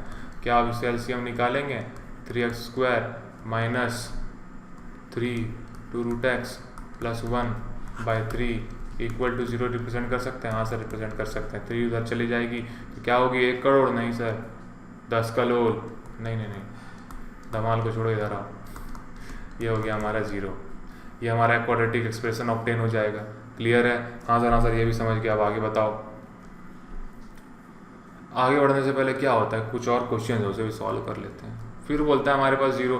तो ये सारे आप लोगों के होमवर्क है, ये आप लोगों के होमवर्क है। आप यहाँ तक टॉपिक समझ गए होगे तो आप यहाँ पे इजीली बनाने वाले हो। यहाँ तक आप लोगों का कंसेप्ट क्लियर होगा कि कैसे बनता है सारा क्वेश्चन। आई होप आप सारे इन दोनों रिमेनिंग क्वेश्चंस को बना लोगे। अब आओ देखते हैं कि कैसे आप लोगों से एमसीक्यू बेस्ड क्वेश्चंस सीबीएसई के बोर्ड्स में पूछे जा सकते हैं। चलो स्टार्ट करते हैं। ये रहा हमारा पहला क्वेश्चन, बोलता है कि the degree of polynomial x+1 into x² minus x to the power 4 + 1 is what. ये हमारा कुछ एक्सप्रेशन दिया हुआ है और इसमें हमें फाइंड आउट करना है कि हमारा डिग्री कौन सा है। कैसे होगा, मैं फाइंड आउट करके बताओ। अगर आप लोग को लग रहा है कि आप इसे सॉल्व कर सकते हो तो सॉल्व करो, नहीं तो मैं आप लोगों को सॉल्व कर देता हूँ। तो देखो क्या होगा कि अगर हम लोग x+1 को इंटू करेंगे इससे तो क्या हो सकता है, x को इंटू करो इससे, x³ minus x² minus x to the power 5 plus x, फिर 1 को इंटू करो इनसे, plus x² minus x minus x to the power 4 plus 1। तो देखो जाहिर सी बात है, इसमें हमारे पास क्या हो जाएगा लास्ट एक्सप्रेशन। देखो x² x to the power 5 पहला expression minus x to the power 4 दूसरा हो गया, दूसरा term, minus x² plus x² cut जाएगी दोनों, फिर क्या है प्लस, ये दोनों कट जाएगी, प्लस 1 बचा। देखो डिग्री क्या होता है, डिग्री जो हमारा x का सबसे बड़ा एक्सपोनेंट होता है वही हमारा डिग्री होता है, जो हमारा x का सबसे बड़ा पावर होता है वही होता है डिग्री। देखो यहाँ पे 5 है तो हमारा क्या हो जाएगा degree, option D is correct. तो 5 is correct answer, that's all, हमारे पास एक नंबर मिल गया। दूसरा क्वेश्चन बोल रहा है क्या, दूसरा क्वेश्चन बोलता है बहुत गर्मी। दूसरा क्वेश्चन ये नहीं बोलता कि बहुत गर्मी, दूसरा क्वेश्चन कुछ ये बोल रहा है कि if the zero of a quadratic polynomial is x² plus a + 1x + b and, ये एक्सप्रेशन दिया हुआ है हमारे पास और बोलता है उसका जीरो दिया हुआ है 2 and -3, देन कौन सा ऑप्शन होगा बताओ। देखो इसी तरह के क्वेश्चन आएंगे एमसीक्यू में, बहुत डिफरेंट टाइप्स ऑफ गेम्स होंगे इसमें। तो अगर बता सकते हो तो बहुत अच्छी बात है, नहीं बता सकते हो तो लो, बैठे हैं यहाँ पे हम सॉल्व कर देते हैं। समझ लो कैसे होती है ये सॉल्व। देखो जीरोस दिए हुए हमारे पास, मतलब अल्फा और बीटा दिया हुआ है हमारे पास, मतलब कि let's take alpha is equal to 2 and beta is equal to -3। हाँ सर क्लियर है। हमें इससे फाइंड आउट करना बाबू ए का वैल्यू क्या होगा, बी का वैल्यू क्या होगा, आप क्लियरली बताओ। तो देखो बता देता हूँ, x² + ax+1, आप देखो एक्सप्रेशन लिख दो यहाँ पे। तो देखो सम ऑफ जीरोस क्या होता था हमारा, याद करो सम ऑफ जीरोस को क्या बोलते थे, अल्फा प्लस बीटा। उसका मतलब क्या होता था -b/a। तो -b क्या होगा हमारा, देखो -b वाला टर्म क्या है, a+1। तो यहाँ लिख सकते हो -b के -a+1/a का वैल्यू क्या है हमारा x², कोफिशिएंट यहाँ पे a का वैल्यू क्या है हमारा 1, तो यहाँ पे 1 डाल सकते हैं। क्या लिखते थे, देखो फिर से मैं लिख देता हूँ, what was the sum of zeros का formula, coefficient of minus coefficient of what x by coefficient of x² होता था ना हमारा फॉर्मूला। तो वही लिखा है मैंने, माइनस कोएफिशिएंट ऑफ x क्या है हमारे यहाँ पे x, देखो ये वाली हुई, उसका कोएफिशिएंट क्या हुआ हमारा a+1, तो वही लिख दिया यहाँ पे -a+1 bye coefficient of x²। तो देखो यहाँ पे 1 लिख दिया। क्लियर है? हाँ सर क्लियर है। बताओ अब, तो बताओ यहाँ पे अल्फा प्लस बीटा के ही बारे में लिखा हुआ। तो अल्फा का वैल्यू 2 प्लस बीटा का वैल्यू -3, तो -3 लिख दो। ये हो गया -a-1, ये हो गया -1 वैल्यू, ये हो गया -a-1, -1 इधर आएगा तो +1 हो जाने वाला है -a। ठीक है? हाँ सर क्लियर है। तो -1 +1 कट गई है, तो देखो a का वैल्यू क्या बचा, a का वैल्यू इधर से माइनस हट जाएगा तो फिर आएगा 0। a का वैल्यू 0, देखो कौन सा इक्वेशन में, यहीं पे तो एक एक्सप्रेशन निकला हमारा, दूसरा भी हो गया। तो कौन से एक्सप्रेशन में, कौन से टर्म में हमारा a का वैल्यू 0 है, d में। तो चलो कैसे, क्या ये हमारा 0 सही है, इसे चेक भी कर लेते हैं। तो हमारा a = 0 हुआ हमारा। देखो a अगर हमारा प्रोडक्ट ऑफ 0 होता था वो क्या होता था, अल्फा इंटू बीटा। उसका मतलब क्या होता था, constant term by coefficient of x²। Constant term क्या होता था, c, which is written as b here. ठीक है? तो यहाँ पे लिख दो, यहाँ पे उसका वैल्यू b/1। ठीक है? अल्फा इंटू बीटा क्या होती है, बताओ 2 × -3। b का वैल्यू क्या है हमारे पास, कुछ दिया हुआ है नहीं, b/1 दिया हुआ है। तो देखो 2 × -6 हो गई। तो देखो b का वैल्यू क्या रिप्रेजेंट हो गया, -6। a का वैल्यू क्या रिप्रेजेंट हो गया, 0। कौन सा एक्सप्रेशन यहाँ पे सही है, a का वैल्यू 0 है, b का = -6। तो ये देखो हमारा ऑप्शन नंबर डी सही होने वाला है। क्लियर है? हाँ सर क्लियर है। आगे बताओ number 3 question. If one of the zero of the quadratic polynomial k - 1x² + kx + 1 is 3 and the value of k is what. तो हमारा वैल्यू ऑफ k मतलब कि कोई एक जीरो जो हमारा इस एक्सप्रेशन का वो है -3, तो हमारा वैल्यू ऑफ k क्या होगा। तो कोई एक जीरो हमारा है, तो लो एक जीरो ले लेते हैं, p -3 is equal to what given us, k - 1x² plus, अगर हमारा px एक्सप्रेशन होता तो हमारा क्या होता है यहाँ पे, px अगर हमारा यहाँ पे पॉलिनोमियल का एक्सप्रेशन है तो हमारे पास यहाँ एक्सप्रेशन मेंशन किया हुआ है kx + 1। तो वही अगर हमारा यहाँ पे एक जीरो यहाँ पे p का -3 मेंशन किया हुआ है, तो क्या हम लोग x के जगह उसे नहीं ले सकते -3 यहाँ पे, k - 1 -3 का स्क्वायर प्लस k -3 + 1। इसे रिप्रेजेंट करता हूँ अच्छे से, क्या लिख सकते हैं हम लोग, k - 1 यहाँ पे × 9 प्लस -3k + 1। फिर यहाँ पे क्या हो जाएगा, 9k - 9 -3k + 1। ठीक है? हाँ सर क्लियर है। 9k तो ये हो जाएगी 6k, फिर ये हो जाएगी -8, 6k - 8। अब इसे हम लोग लिख सकते हैं इधर, तो अब ये 0 हुई, अब इधर से उठा के इसे ले आओ इधर, -8 अगर RHS से LHS पे जाएगी तो क्या हो जाएगी, +8 हो जाएगी, और 6k लिख दो इसे। देखो आंसर हमारा आ चुका है, k = व्हाट, 8/6 4/3। तो हमारा k का वैल्यू क्या होगा, k = 4/3 हो गया। कौन सा ऑप्शन, देखो पहला ऑप्शन, फिर से 1 नंबर मिल गया। क्लियर है? मैं नहीं कह सकता हूँ कि ऐसे क्वेश्चन के 1 नंबर मार्क्स 1 नंबर होने वाले हैं। मुझे लगता है कि ऐसा क्वेश्चन अगर पूछा गया तो आप लोगों का ये मोस्ट प्रोबेबली 2 नंबर का क्वेश्चन होगा। तो ये रहा आप लोगों का ये सॉल्यूशन। चलो एक और क्वेश्चन देख लेते हैं। एक और क्वेश्चन क्या बोल रहा है, बोलता है कि if sum of the square of the quadratic polynomial 6x² + x + k is 25/36। देख लो sum of square of zeros, जो हमारा जीरो है, जीरो का जो सम है उसका स्क्वायर का उस क्वाड्रेटिक पॉलिनोमियल का जो वैल्यू है that is given as 25/36। The value of k is what. बहुत इजी क्वेश्चन, बहुत इजी क्वेश्चन। देखो क्वेश्चंस को पहले समझो। बोला है is the sum of the square of zeros, ठीक है, जो हमारा sum of the square, sum of square क्या होता था, अल्फा प्लस बीटा होता था सम ऑफ स्क्वायर। इसमें बोला जा रहा है कि इसका स्क्वायर अगर हो गया, तो अगर इसका स्क्वायर होगा तो क्या हो जाएगा, a² + b²,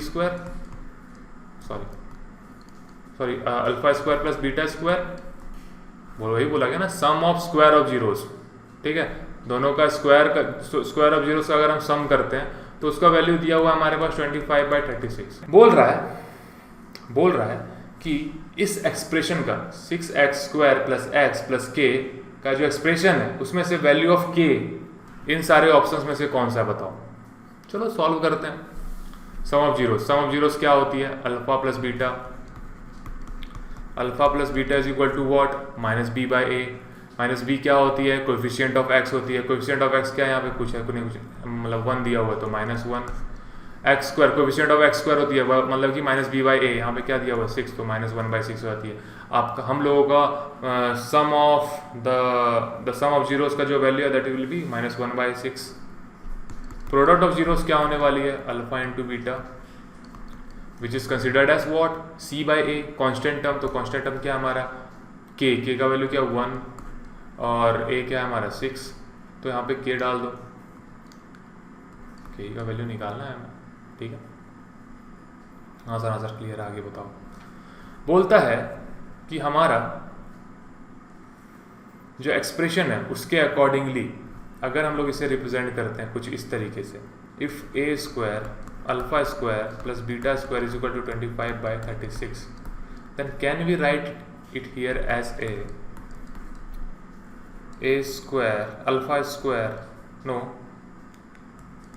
alpha plus beta square minus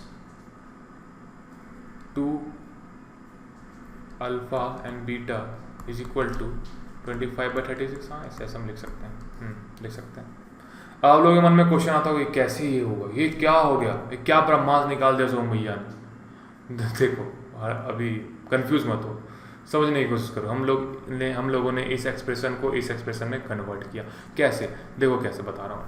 क्या हम लोग a + b² को, मतलब हम लोग एक टर्म जानते थे कि a + b² को हम लोग लिख सकते हैं a² + b² + 2ab।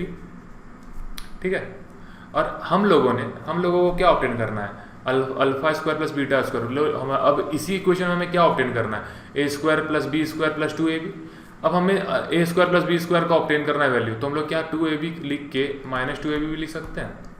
और अगर हमारे पास यहाँ तक का वैल्यू हमें a + b² का ये इक्वेशन होता है, हम लोग ये एक्स्ट्रा लिखते हैं ये वाला इक्वेशन फाइंड आउट करने के लिए, ताकि ये दोनों कट जाए तो हम लोग a² + b² का वैल्यू लिख सकते हैं। तो बस मैंने वही किया, a² + b² + 2ab को यहाँ पे इसके अंदर रिप्रेजेंट कर दिया और एक्स्ट्रा -2ab यहाँ पे लिख दिया। क्लियर है, नहीं समझ में आई, फिर से बताता हूँ। देखो हमारे पास यहाँ पे अल्फा, क्या हम लोग अल्फा प्लस बीटा स्क्वायर को लिख सकते हैं, अल्फा² + बीटा² + 2 अल्फा बीटा। आंसर लिख सकते। तो यहाँ पे क्या उसका वैल्यू हम लोग लिख सकते हैं क्लियरली। कैसे, देखो नहीं लिख सकते क्या, अल्फा² + बीटा² + 2 अल्फा × बीटा। और हम लोगों ने इसे एज्यूम किया क्योंकि हमें क्या लाना है, अल्फा प्लस बीटा² लाना है। तो हम लोग क्या करते हैं, -a क्या हो जाएगा, 0 हो जाने वाला है कट के। तो वही हमारे पास +2 अल्फा × बीटा -2 अल्फा × बीटा हो गया, ये दोनों कट गया। ठीक है, अब हमारे पास क्या आ रहा है वैल्यू, देख रहे हो, अल्फा² + बीटा² का वैल्यू एट द एंड यही आने वाला है। तो हम लोग इस एक्सप्रेशन को इस तरह भी रिप्रेजेंट कर सकते हैं, कोई दिक्कत नहीं। ठीक है, हाँ सर आप समझ में आ गए। अब आगे बताओ,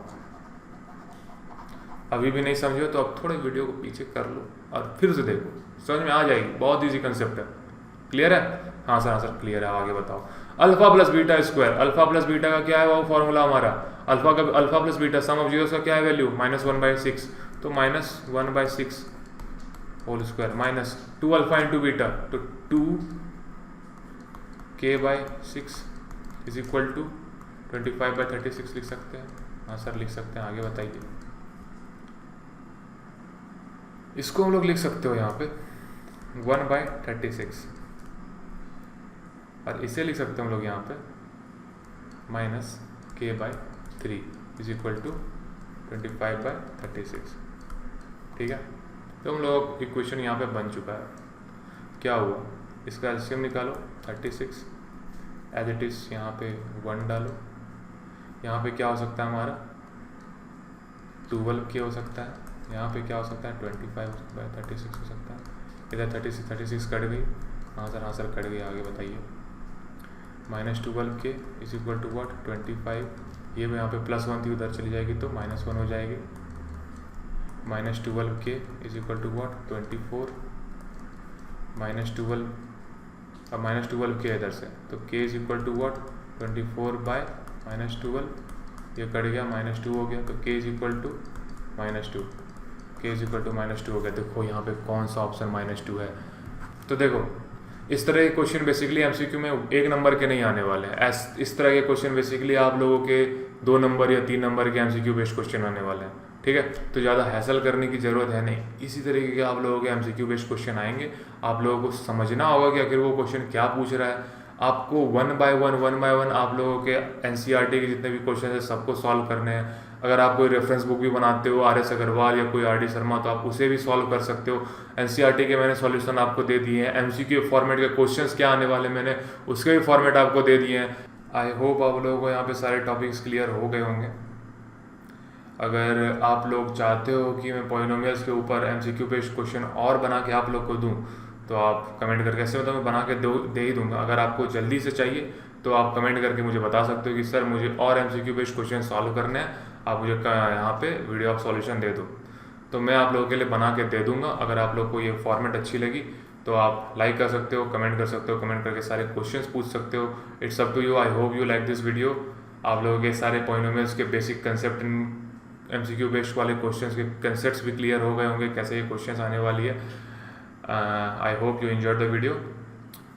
Till then, that's all for today. Thank you and have a nice day.